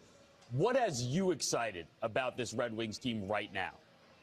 Well, it's still early in the season. It's 3 games in, and we've kind of got it all. We had a tough start. Things didn't go our way here in the first shift of the game, and we bounced back, made it 1-1, and then we had a great second period, similar to we did that the other night in Columbus, and we just when things get kind of shaky, we got Hoos back there, and a big decor that can move well and kind of clear the front of the net when trouble. It hasn't been perfect yet for us, but we're off to a good start, and it's pretty exciting here in Detroit. It's incredibly exciting. It's incredibly exciting. What do you mean pretty exciting? Like, are you kidding me? When they scored their 5th goal, the Red Wings had tweeted out a graphic, and it was from Dan Campbell's speech against Tampa. That's 5, right? The synergy is just so there right now. And I was talking to Jerry Pilon, came through the grocery store. We were chatting it up, and he said he doesn't watch a lot of NBA, but he thinks that this year he might get dialed into what the Pistons have going on because he likes some of the young guys they have on their team. And I said, after the drought that we've had, we talk about the Lions and whatnot, to see like what we talked a little bit about yesterday. And I told him, and I laughed and walked away. I said, if Michigan State wins a national championship in basketball, while Michigan wins the national championship in football, and all 4 teams go to the playoffs, you find me a better run from any city in a single calendar year. It doesn't even matter if you win the Super Bowl, if you win the Stanley Cup. If all 4 teams make the playoffs, plus your 2 college staples can win in their respective sports, that would be one of the great dynamite years in Michigan sports history. And I firmly believe, Husso, he's given up some goals. Like, he's given up some goals. When there's a shot up high in front, like the 3rd goal that Pittsburgh got, like, there's nothing Husso can do about that. That one's completely not on him. Like, it just is what it is. Like, what are you supposed to do? Like, it's a high shot that gets tipped. The stick's, just about at the fringe of that. It could be a high stick. That might be a little high. It gets tipped. There's nothing you can do. Like, you're not going to be able to stop that. But that being said, Husso's somebody that we're going to want to keep our, keep eyes on. I like that Larkin gave him some love there in the post game because I think that confidence of the guys in front of you weighs massively on goaltenders. Just weighs massively on them. More from Dylan Larkin after the game. Larks, it's Ace, great game tonight. I talked to your manager, Stevie Eisman, about all your players at Michigan connections. Now, take me through that. If I'm a free agent, how do you sell me in coming to play for Detroit Red Wings? it would be hard for you, Ace, as a Michigan State guy. But no, we got Petey in here as a Spartan, and I think we got a young core. Lucas Raymond, Mo Sider. We brought in pieces 2 summers ago, and I think you could see the growth last year, and we knew we could be better, and Steve's going to do his job in the offseason, and he brought in more guys, and I think we got a good nucleus, and we got guys that really play their role, and that's the first time in a long time we've had 4 lines that know their roles and do their jobs pretty good. That's kind of interesting. First time in a long time we've had, 4 lines of guys that know their role and do it well. Yeah, that's pretty interesting. And this goes back to when we let's look at the goal scoring from yesterday's game. DeBrincat, Sherratt, Kopp, Perron, Kopp, DeBrincat. I mean, isn't it all there? Isn't it all there? I mean, where is the, we had an unassisted goal. We had Larkin with an assist. DeBrincat with an assist. Rasmussen, Petrie with a couple. Zarnik, Gostisbehere. This is what I didn't understand and what was so frustrating about people calling out Steve Yzerman, which I'm like, all right, relax. Hey, come on now. What are you, a pro scout? You're in Sweden now watching these kids play? What's your evaluation of prospect X out of the WHL? Come and take a breath, kid. But I'd see all this on Twitter about he's punting on the rebuild. The Yzer plan is in shambles. No, he's studying the growth of the youth. No, at some point you can't have a bunch of kids out there. You got to have some adults in the room. And the larger your roster is, the more room you have for adults. If it was purely based on talent and age and experience didn't matter, the Oklahoma City Thunder never would have blown a 3-1 lead, and they would have won the NBA championship when they had Serge, Durant, Westbrook, and Harden. They didn't have any leadership. They didn't have any adults. That's with a roster of 12 to 15 guys. You put 26 guys on a roster, you're going to need some guys to help out Dylan Larkin. You have to have it. It doesn't stunt the growth by sending guys that, frankly, aren't ready to play NHL hockey. If they were really legitimate, everyday NHL players, you think Steve Yzerman would say, no, we're going to send you to GR? No, he wouldn't do that. Come on now. What he did was he found a way to complement the guys that he already had on his team. He's not afraid to put young guys in there. See Lucas Raymond and Mo Sider. And for this team to be able to grow with their young core intact and by signing legitimate pieces in the offseason and dealing for legitimate experienced players to help the overall process. The Yzer plan, 3-1 at full strength. We'll step aside. Hour 3 next. X's and Bros. And now to the chopper for our traffic report. There's a lot of traffic. It must be headed to Meijer for the Buy 5, Save $5 sale. Shop deli fresher carving board lunch meat, General Mills family size cereal, and Pepperidge Farm goldfish. All Buy 5, Save $5. Mix or match at Meijer. Okay.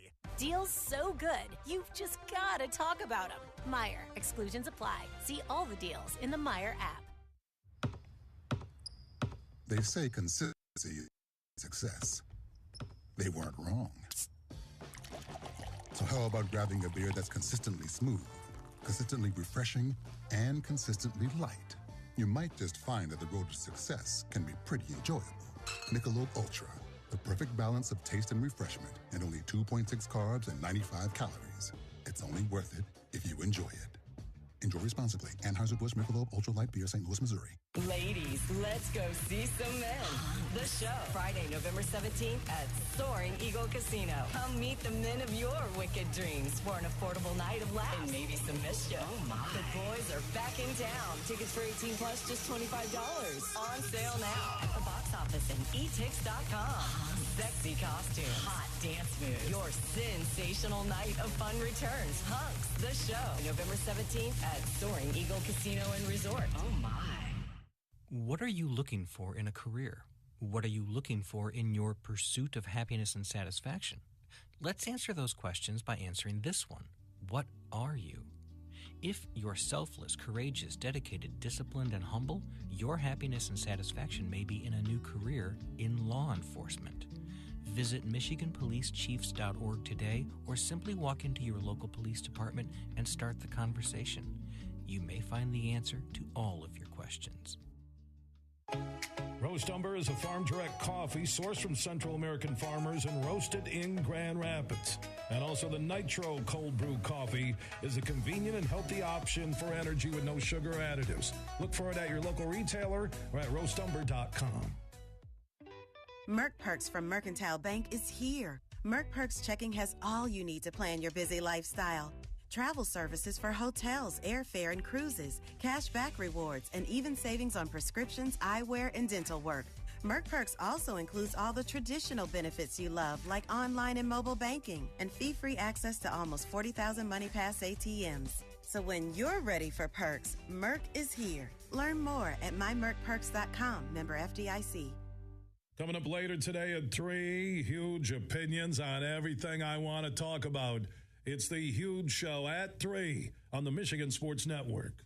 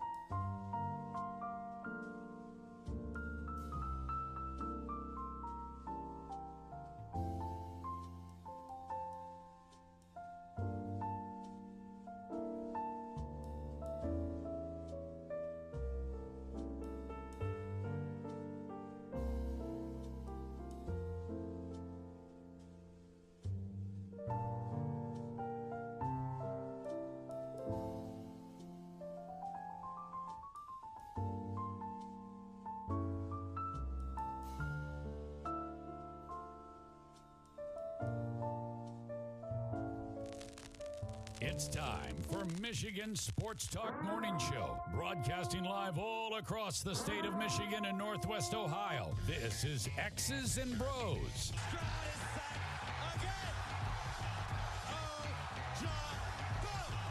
Swings it out to Sadiq Bey. Defended in the corner. To Abdul-Rahman at midcourt. Extra pass.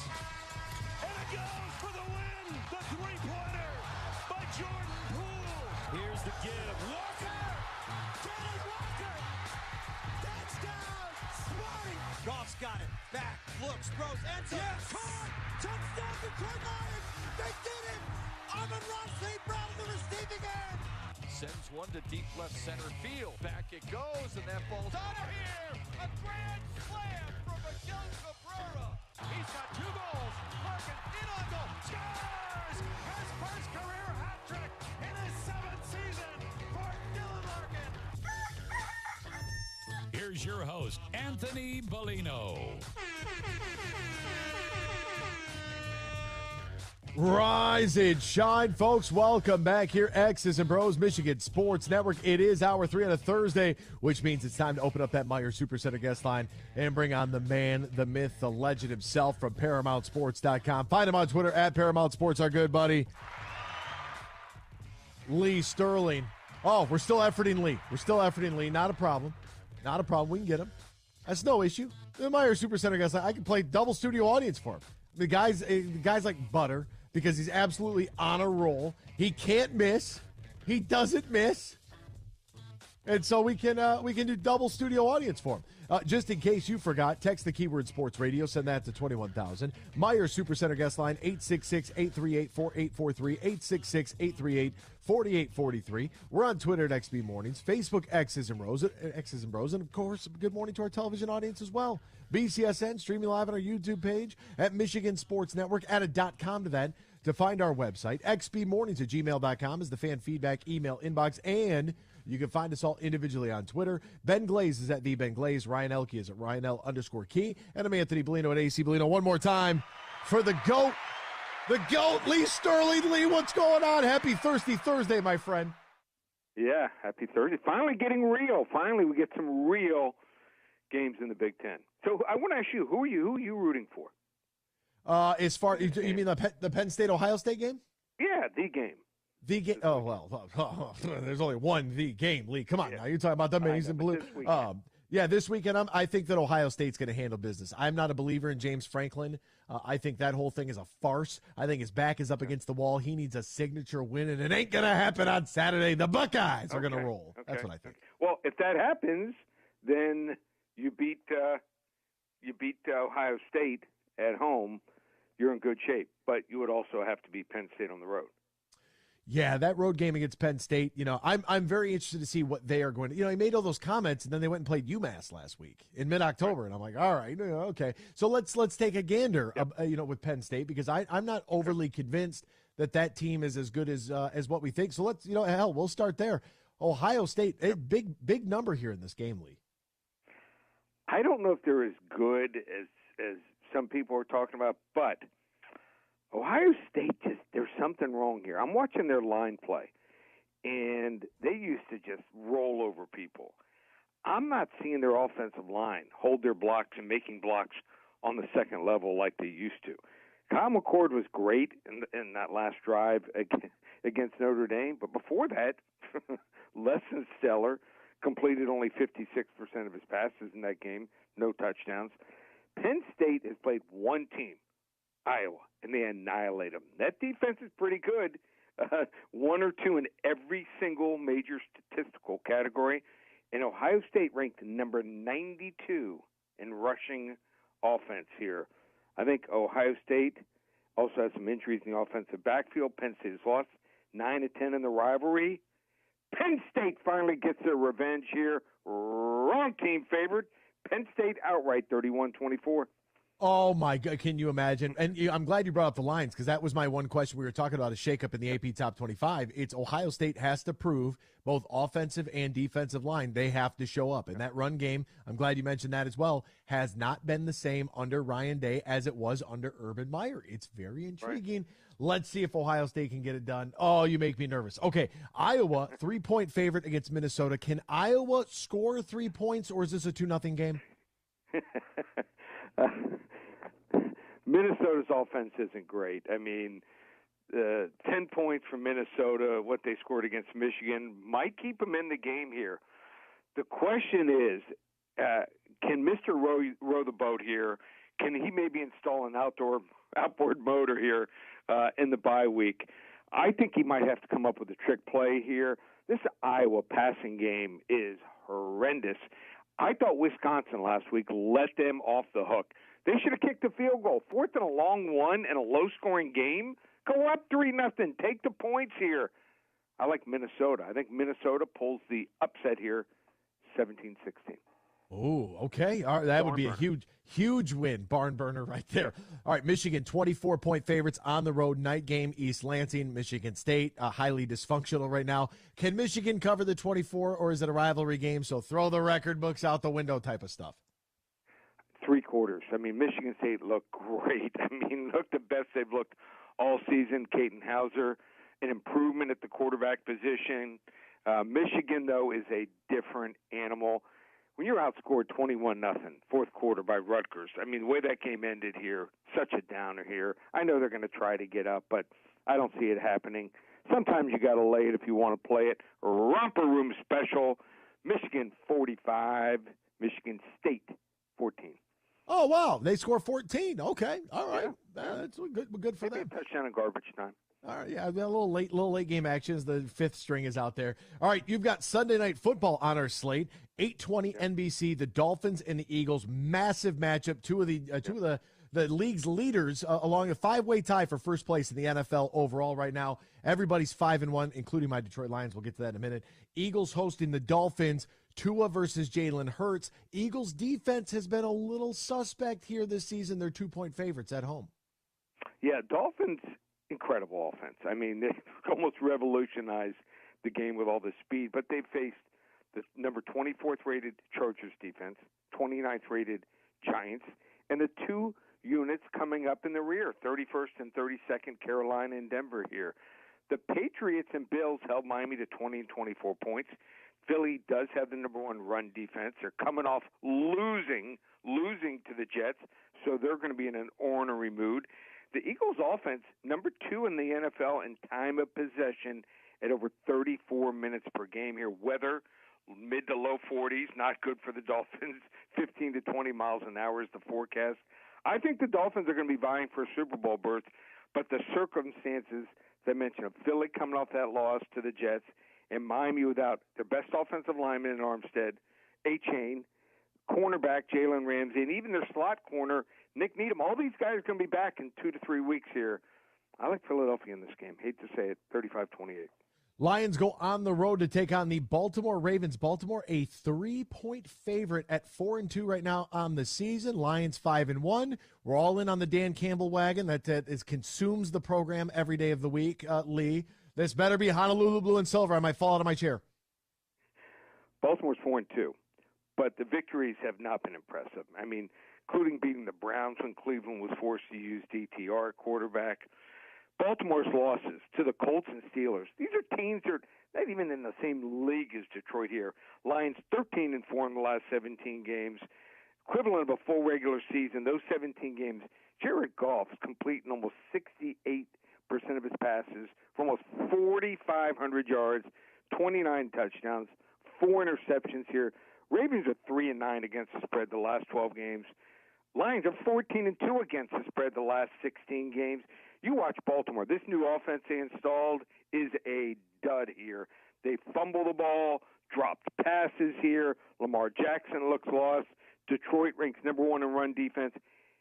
Aiden Hutchinson is going to have a huge game here. Wrong team favored. Detroit 24-17. And our free play, the Niners 7-point favorites against the Vikings. Tell us how we get that, Lee. Just call Call 800-400-9741. First 10 callers are going to get it for free. 800-400-9741. You'll also throw in the Nebraska-Northwestern game. Got a strong opinion on both games. 800-400-9741. And it's not October. It's Locktober. You can get 2 weeks of games through Halloween night. Comes out to $10 a game. Just $157. You want to try us out. Just one place, ParamountSports.com. No tricks, only treats with Lee Sterling in Locktober this Halloween season. Lee, my man, I appreciate the time. Thank you, my friend. Sounds good. See ya. There he goes. We're back with more X's and Bros after this. Michigan Sports Network. Dan Dickerson. Step up to the plate at Eagle Casino and Sports, the mobile sportsbook app that you can bet on all your favorites all year round, including, of course, our national pastime. So download the app and start winning today at Eagle Casino and Sport. Made in Michigan, made for Michigan. Must be 21 years or older and in Michigan to play. The Tigers play their last road series of the year in Oakland this weekend at the Oakland Coliseum, a franchise in a ballpark that had become a running joke. It's time to go in the huddle. 1, 2, 3, top flight! It's a new day to celebrate and be free. It's a new day full of action and excitement because it's a new day for winning only at Soaring Eagle Casino and Resort. It's a new day. Visit SoaringEagleCasino.com. Week 7 of the college football season was a doozy. The top 25 Big Ten teams were 3-0 with all massive wins from Michigan, Ohio State, and Penn State. But it got me thinking back to James Franklin's comments about scheduling roughly a week and a half ago as Penn State rolled UMass. Wait a minute. They played UMass? Yes, they played Massachusetts in mid-October. They did, and to be honest with you, he was right the entire time. I talk about this all the time with college football. Until there's an equitable system and mandated scheduling handed down from the governing body of the sport, we're going to continue to see schedules that don't provide us, the fans, with the best matchup. Our games of the week in week number 8, number 3, Ohio State hosts number 7, Penn State at noon on Fox. And number 2, Michigan, headed to Michigan State in East Lansing at 7:30 on NBC for the battle for Paul Bunyan. Huge here for Van Andel Institute Purple Community. Now, they're a grassroots fundraising network powered by the volunteers who support VAI's mission to improve health now and in the future. Learn more at purplecommunity.org.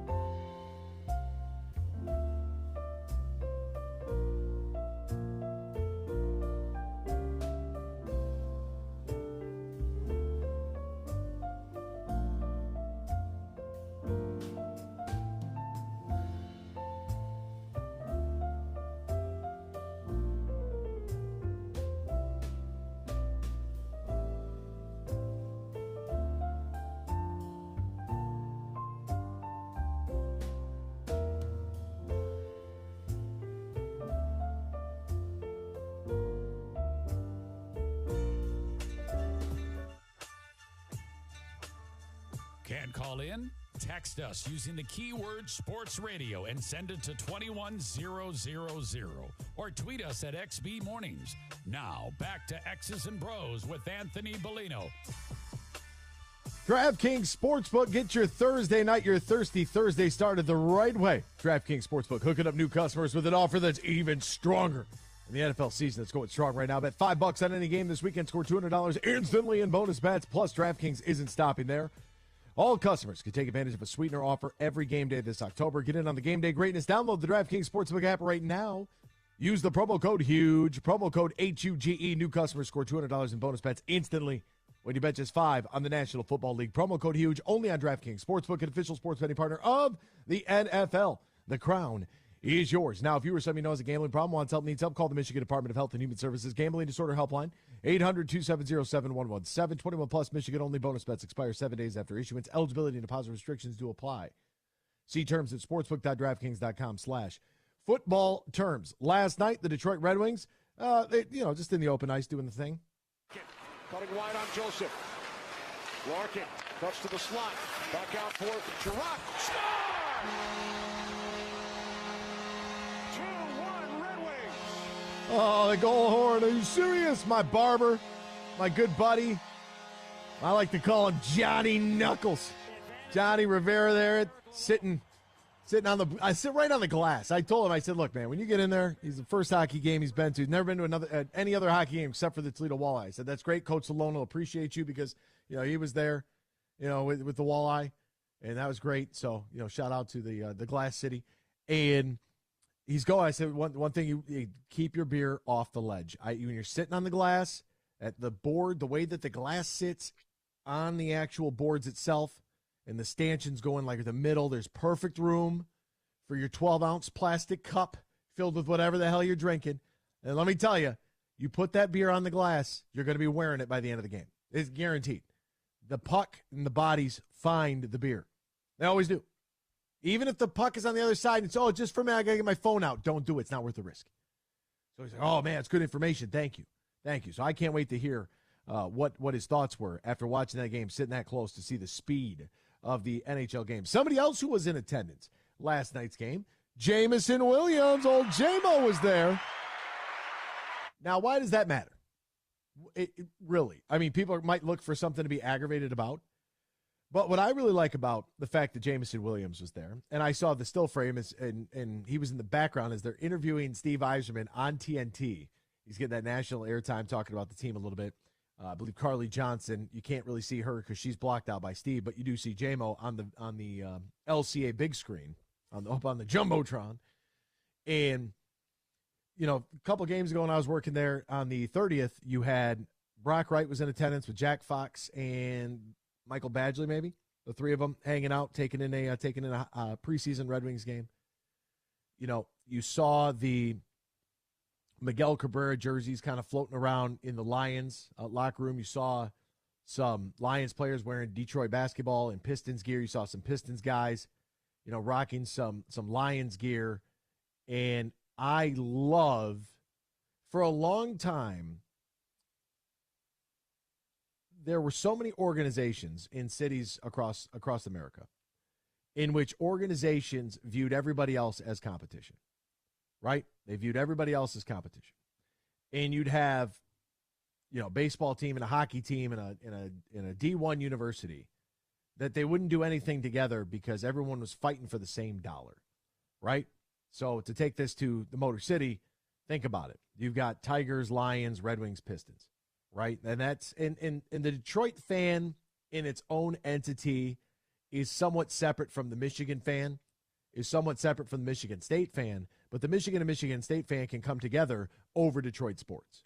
But there are some people that are just Tigers fans. Like, that's all they care about is baseball. That's all they watch is the Tigers. That's all they want. Some people just Red Wings, so on and so forth.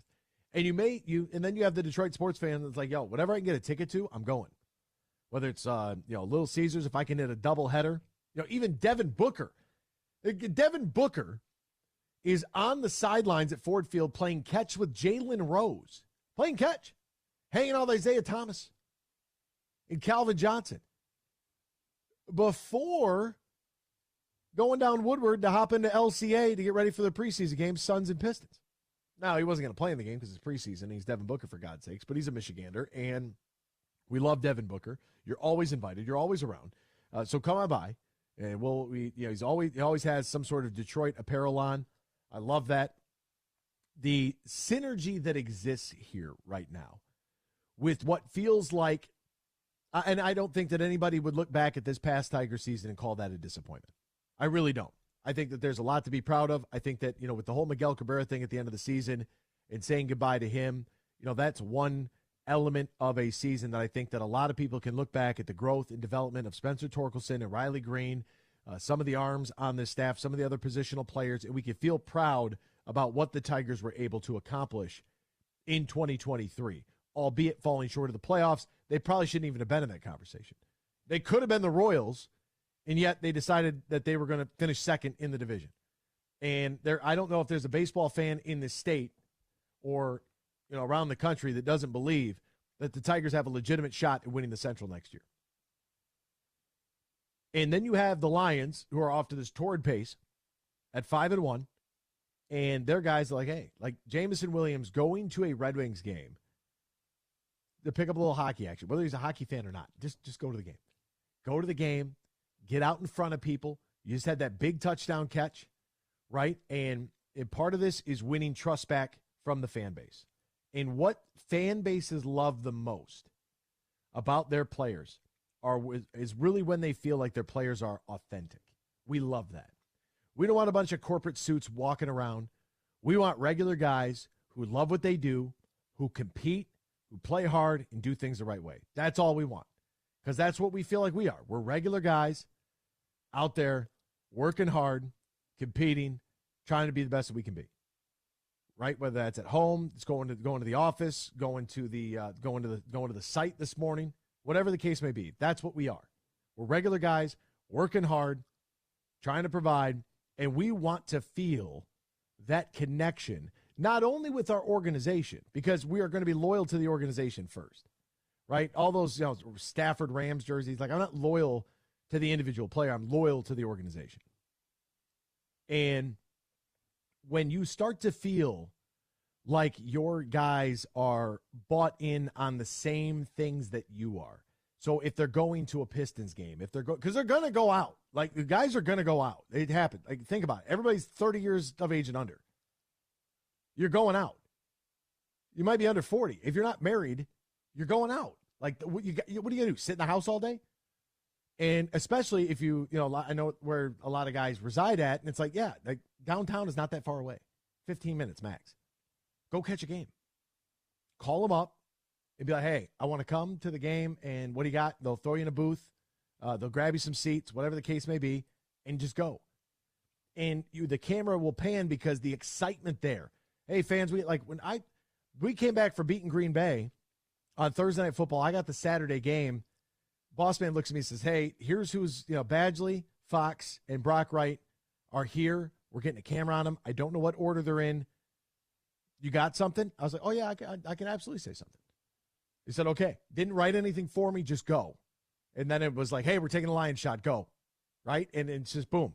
Off there. This is what I do for a living. I talk about this every day. So I'm not going to know what's going on. So it's like, hey, coming off their big victory on the road in Lambeau. Let's welcome everyone. And people are going crazy. Like, that's what we want. We want our players to be involved and invested in our city, because players come and go. The franchises remain the same.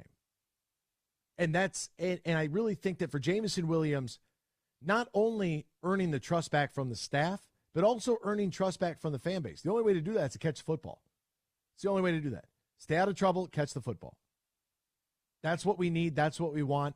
And I loved seeing J-Mo there. And I love that the Red Wings put that's 5 after the 5th goal. I retweeted it this morning because I thought everybody needs to see it. Like, you need to see that, because that's synergy between the organizations. We can all get along. We can all support one another. Even though we're all technically going after the same dollar, it's all about these fans. That's what matters most. We'll step aside. Jake Butt joins us next. X's and Bros, Michigan Sports Network. Bill Simonson here for my good friend Josh Garvey. Now, he is a managing shareholder at Bean Garter, soon to be Doran Mayhew at the end of the year. And with the merger, there is growth and a chance for you to fill an executive or other high-level finance-related roles, either at Bean Garter here in downtown Grand Rapids or over at the Dorn Mayhew World Headquarters in Troy, or at any of their offices across the country and around the world. They have a national specialized talent pool with ideal candidates for long-term placement, ongoing support for post-placement success. So if you're looking for that next chapter in your professional career, talk to Josh Garvey and the team at Bean Garter. Easiest way, you can call Bean Garter, ask for Josh Garvey, or go to their website, BEENEGARTR.com, or look for Bean Garter, soon to be Dorn Mayhew, on Facebook and on Twitter. Imagine this, winning big at Soaring Eagle. It's pumpkin coin toss, and you can carve out wicked premium play prizes up to $3,000. There are drawings every Friday in October from 5 to 11 p.m. and 2 lucky guests every hour toss to win up to $3,000 premium play. Be there for pumpkin coin toss, only at Soaring Eagle Casino and Resort. Your getaway reimagined. Visit SoaringEagleCasino.com for complete rules and details. The Freddie the Pizza Man Foundation is dedicated to providing support to families and Michigan schools touched by autism. We invite you to join us in supporting these families and schools by making a donation at FreddieThePizzaMan.com. With your donation, you can help provide essential resources that can make a real impact. Visit FreddieThePizzaMan.com to make a donation and to learn more about the foundation's mission. That's FREDI, Together, we can make a difference.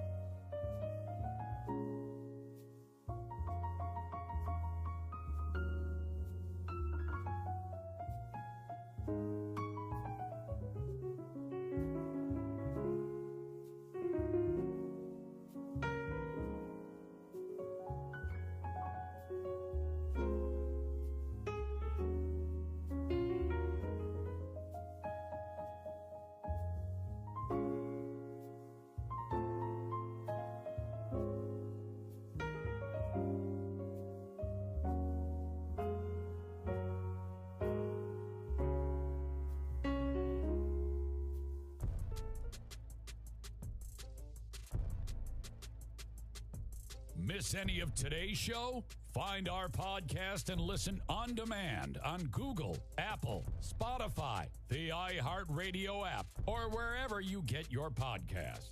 Now, back to X's and Bros with Anthony Bellino, here on the Michigan Sports Network. 6 or 7 that may be starting this season. 3rd down and 3. Isaac, the bigger back in there. Pass complete to Jake Butt, the All-American tight end. Dives for the cone touchdown. Nothing better than tight end touchdowns, baby. It's time now to welcome in the All-American. He's all over your television sets on Big Ten Network. Our good friend Jake Butt. Find him on Twitter. If you can't find him on your TV, at JBooty88. Jake, my man, good morning to you. How are you? How's life? How are things, partner? Doing good, man. Excited to join you here for the next few minutes. Yeah, hey, look, man, how is everything over at BTN? Because, I'm not going to lie, I like to take full credit for stuff. And I remember the first time I talked to you, I said, this guy's got the juice. It is only a matter of time. It's color commentary. It's in the studio. I mean, the bright lights, not too bright for Jake Butt. How's life over there at BTN? Yeah, man, seeds were planted way back then. So it's kind of, we're bearing the fruit these days, man. It's been awesome. It's great. It's an exciting time, too, man. I mean, it's rivalry weekend this weekend. You obviously got Ohio State, Penn State, and then, of course, with conference expansion staring down the barrel next season. I mean, we got a preview of it last week with Oregon, Washington. So, man, I'm fired up, man. It's only getting better as time goes on. Yeah, it truly, truly is. Let's start with we'll go with the side dish first. We'll do the little appetizer, big noon kickoff. Gus Johnson, Joel Klatten, the All-American girl, Jenny Taft are going to be on the call. Number 3, Ohio State brings Penn State to the shoe. Penn State ranked number 7th in the country. Both teams undefeated. Somebody's got to lose. What seems to be different about the rushing attack for Ohio State under Ryan Day, as it seems to struggle in comparison to this team used to be able to line up and run the ball against anybody under Urban Meyer? Here, because really, to me, it all comes back to the O-line. And to me, I think this was something that got missed this offseason. Ohio State had 3 offensive linemen get drafted last year. So 3 of their starters didn't just move on. 3 of their starters were drafted. Those 3 starters have been playing good ball in the NFL. So they lost 3 high-level NFL talent guys that they had to replace. You're not just going to replace that one-to-one, and I think that's been the number one reason why they've struggled this year. I mean, the backs are talented. We know what Travion Henderson looks like when he's healthy, and Mayan Williams. We've seen Chip train him. Dylan Hayden has done some nice things, but to me, it all comes back to the offensive line and just staying consistent, and for the running back room being healthy. Frankly, they're playing one of the best defenses I've watched this year in Penn State's defense. They're going to need that run game to help take some pressure off of Common Court. With Ohio State winning 10 of their last 11 against the Nittany Lions, how much pressure is on James Franklin and this Penn State team to go out there and get this victory? Because if they lose this one, I mean, that's pretty much that's a nail in the coffin early. Yeah, so there's pressure because I think in a sense, maybe vulnerable isn't the right word, but I think James Franklin and Penn State and a lot of fans might think, hey, man, this is our year. We can do this. Even on the road, we can do this. But I don't think a loss, as frustrating it would be for James Franklin, I don't think it would be too detrimental. On the flip side, if Ryan Day loses, I think more pressure's in Columbus because, hey, man, you have back-to-back losses to Michigan, no Big Ten championships the last 2 years. If you lose, if Ohio State loses to Penn State today, I think the assumption just becomes that Ohio State will lose to Michigan later in the year. You can't beat Penn State at home. How are you going to beat Michigan on the road? That's a tougher conversation to deal with in Columbus than it would be for James Franklin back in at State College.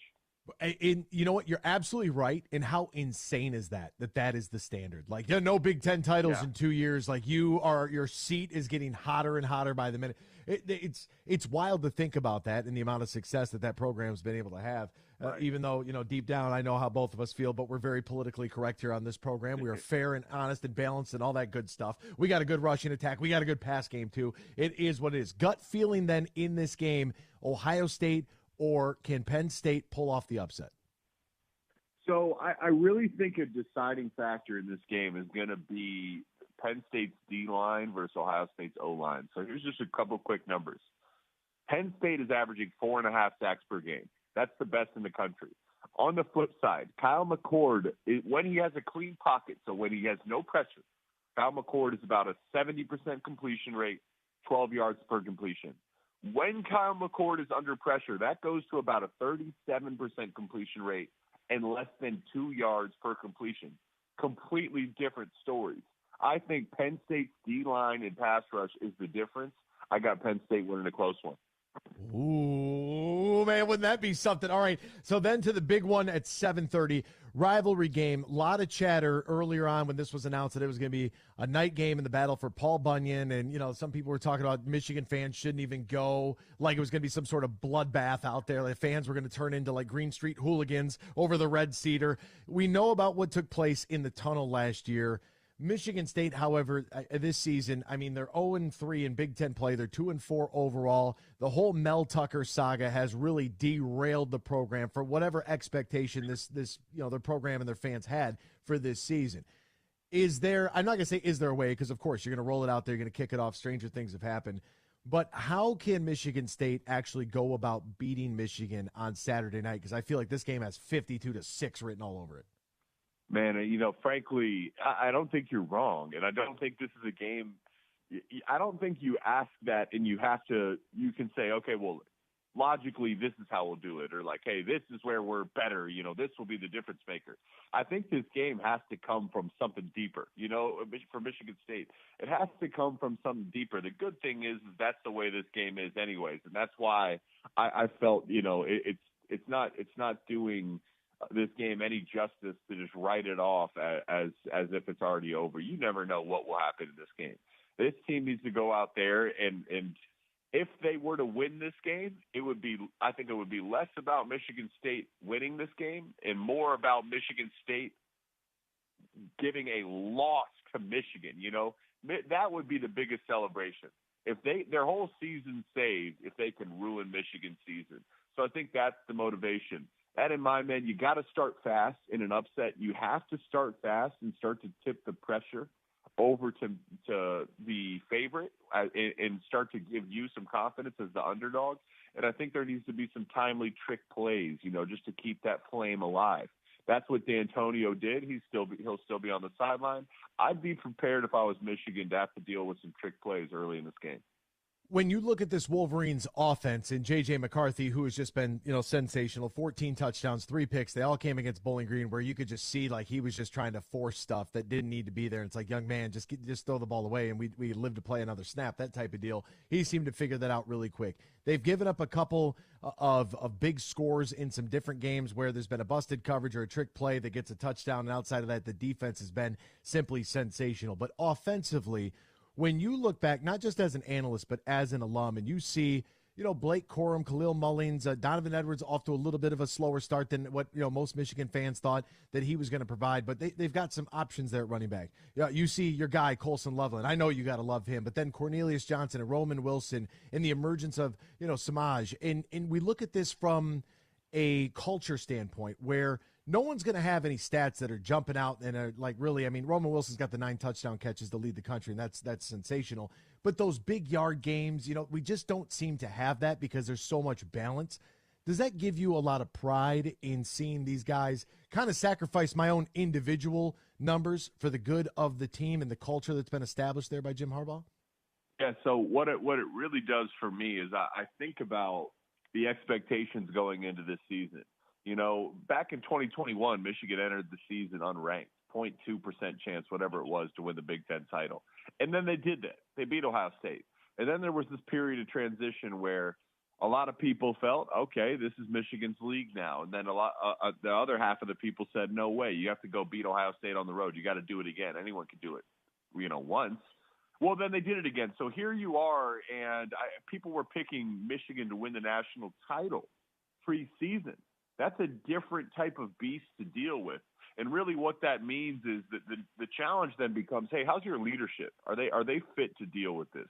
How's the maturity on the team? Are they gonna be able to handle all the positive press? Are they gonna handle the challenges that come with that? And I've said those are the challenges, but because of the guys in the locker room, I am completely confident that they are fit to handle this. The leadership is as good as it's been, and that's going to carry this team to new heights.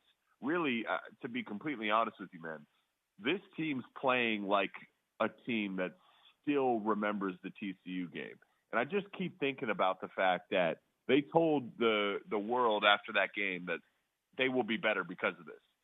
Everyone says that, right? Now it's a thing. Oh, you lost in the Super Bowl? You stand out there and you look at the confetti. How often do people put in the action to back up those words? How often do they put in the action to really do something about it, so to make that picture worth remembering? Well, Michigan, to me, is playing like a team that remembers that TCU game and knows that they let an opportunity slip through their hands and that they will not let that happen again this year. On the offensive line, we talked about this with Ohio State. Michigan, year over year, continues to send a lot of bodies to the National Football League. We've seen Blake Corum with 96 carries, 540 whatever yards. He's getting about 5.5 or a little bit more per pop, 12 touchdowns on the ground. It still kind of feels like something is missing. I don't know what it is. I'm not really quite sure. It feels like the yards are a lot tougher to come by this season. What do you see the same thing? Do you feel the same thing, or am I just overreacting? No, man. We can, as soon as we say that, what do we say? The pass game's much better, right? In order to improve in one area, you have to give something up in the other area. This is a zero-sum game, right? Like, you can't have it all. I am perfectly happy if I'm Jim Harbaugh, if I'm anyone in that offensive meeting. The offense is, I'd say, much more balanced this year. Like, JJ would finish games last year like 9 for 14 for 160 yards and 1 touchdown. They just weren't throwing the ball. And then he needed to a little bit in Ohio State, and he needed to against TCU, but he was always capable of it. So I think this year, what's really benefited them is they're opening up the pass game before they need to, and I think that's beneficial. Certainly, I think Donovan's still working his way back. He will get better. We've seen him at his best. He will check the box and has checked the box at times. Blake Corum looks like Blake Corum. I see no difference. In fact, maybe I see an improvement. Khalil Mullings has taken a huge step forward. So, to me, I think this team is right where it needs to be. I think the offensive line is playing some of its best football these past few weeks.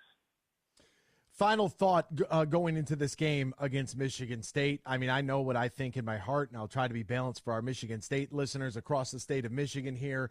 But this one feels like it could be a rout. It feels like you could exercise some demons in this one, put a big number up on the board to look back and talk about in a decade from now. What do you think, Michigan State Saturday night? Say that. What I really say that for is because I believe Michigan is the best team in college football right now. I think they're that good. So I think it's a mismatch. I do expect trick plays. I do expect Michigan State to try to keep this thing close early on. But I imagine Michigan is kind of just like a wrestler just leaning their entire body weight on you, man. Over the course of 4 quarters, they are going to be too much, and I think they pull away and win this one pretty handily. The All-American Jake Butt. Find him on Twitter at JBooty88. Find him on Big Ten Network every night of the week. Jake, my friend, thank you so much for your time this morning, partner. We greatly appreciate it. Continued success to you, my man. It is a fun journey to follow along with you. Thanks, Anthony. Anytime, man. I'll see you. There he goes, Jake Butt. It's not often. We were talking about that it factor with Alex DeBrincat a little bit earlier in the show, and you could just tell this guy in the media realm has it. He's got it. And when preparation meets opportunity, right? I mean, it's not – I don't really believe in a whole lot of luck. You know, some people, right time, right place. Like, no, you had to put yourself in a position to be called upon. And when that call comes, are you prepared to handle it? It's not to say that we're all not trying to improve day over day and year over year, but at the same time, you want to be able to get yourself in that spot. And that's where Jake finds himself, man. I couldn't be happier for him. Just a, what would they say in hockey? First class guy. He's definitely up there in the organization. This one feels, and I just got word from Ryan. Ryan just told me, we've had a lot of Michiganism here, a lot of maize and blue. What do you expect from a guy like me? But Ryan does tell me that we will have a Spartan alum on the program tomorrow at 8:35 because we are fair and balanced on this program, and that we will have Brian Lewerke, the former Michigan State quarterback, will join us tomorrow at 8:35. So, breaking news, Mr. Lewerke will join us to try to take a look at it from the Michigan State perspective. Right, and I think that when a team is struggling the way that Michigan State is, right, this is why when I talk about both these teams being undefeated, and that's what I really want in my heart of hearts, like I want Michigan State to be good for this game because it makes it easier for me to talk about. Because I don't want to come off as this crazy biased Homer Slappy guy. I really don't. And sometimes it comes out like that, and I'm sorry. Like, I'm doing my best, okay? Relax. But how do you talk about a team that, you beat Richmond and Central Michigan to start the year, and then Washington comes in and just absolutely clobbers you. You look defeated against Maryland. You put up a good fight against Iowa, and you shoot yourself in the foot. Rutgers, I mean, that's just errors. Should have won that one. And how do you then look at this game and try to look at this rivalry and look at this program at Michigan State? And, we'll get through this year. And then whomever is hired, we don't have to talk about the Mel Tucker thing anymore. I firmly believe that. Like, we know what it is. We all know what the era was, what it could have been. And I am ready, for even from an opposing viewpoint, I am ready to move on. I know Michigan State fans are tired of it. And it's not helping. Like, it is what it is. This is we got to do the best we can where we're at with what we got. That's what it comes down to. And so when we get, Brian on tomorrow, we can look at it from, obviously we've got a little bit of a quarterback, I wouldn't say controversy, but we have a debate there at quarterback. And with so many things in flux, it just makes it more difficult because that whatever took place this year is probably going to change exponentially for next season with a new coach. But you have to go back and hit the recruiting cycle again. I saw a stat Ryan threw up on the screen about, for the third time in 4 years, Michigan is a 20-plus point favorite in the ball game. Like, that's crazy. But we've seen some strange things happen in this. And, we'll get the Michigan State perspective tomorrow because that's what we are. We're fair and honest. Most fair and honest radio program in the country. I'm going to keep telling you that. Golf season's coming to a close. Sun's finally up. That's good. So we want to book our tee times around 8. Maybe 10 after 8. There's no better place to do it than at the beautiful Tullymore Golf Resort in Canadian Lakes, Michigan. How about this?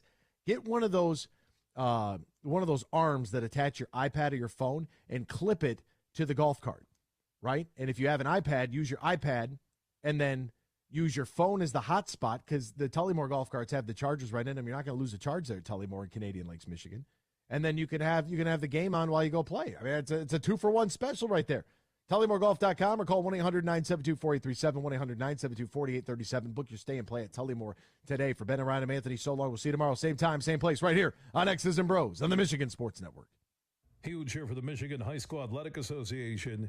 You can stay up to date on the latest from Lansing 24/7 at MHSAA.com, at MHSAA on Twitter, and MHSAA on Facebook. The latest news, press releases, and stories connected to every high school in the state of Michigan, available for you 24/7 from the Michigan High School Athletic Association. Log on to MHSAA.com, at MHSAA on Twitter, and MHSAA on Facebook. And if you're looking for archived boys and girls, high school sports, MHSAA.TV. That's MHSAA.TV. 24/7, everything you need to know about high school sports in Michigan. Log on to MHSAA.com. Ladies, let's go see some men. The show, Friday, November 17th at Soaring Eagle Casino. Come meet the men of your wicked dreams for an affordable night of laughs and maybe some mischief. Oh my. The boys are back in town. Tickets for 18 plus, just $25. On sale now at the box office and etix.com. Sexy costumes, hot dance moves. Your sensational night of fun returns. Hunks, the show, November 17th at Soaring Eagle Casino and Resort. Oh my. And now to the chopper for our traffic report. There's a lot of traffic. It must be headed to Meijer for the Buy 5, Save $5 sale. Shop Deli Fresher Carving Board Lunch Meat, General Mills Family Size Cereal, and Pepperidge Farm Goldfish. All Buy 5, Save $5. Mix or match at Meijer. Okay. Deals so good, you've just got to talk about them. Meijer. Exclusions apply. See all the deals in the Meijer app. Huge here for Van Andel Institute Purple Community. Now, they're a grassroots fundraising network powered by the volunteers who support VAI's mission to improve health now and in the future. Learn more at purplecommunity.org. In sports, if you think joy only happens after you win, think again. Look at the world's most successful athletes like Serena Williams, Brooks Koepka, and Alex Morgan. They don't spend all their days grinding away. They take time to enjoy themselves, like getting together with friends over a Michelob Ultra, because they know that happiness is the key to winning, and that joy is the whole game, not just the end game. Michelob Ultra. 95 calories, 2.6 grams of carbs. It's only worth it if you enjoy it. Enjoy responsibly. AB Michelob Ultra Light Beer, St. Louis, Missouri. Coming up later today at 3, huge opinions on everything I want to talk about. It's the Huge Show at 3 on the Michigan Sports Network.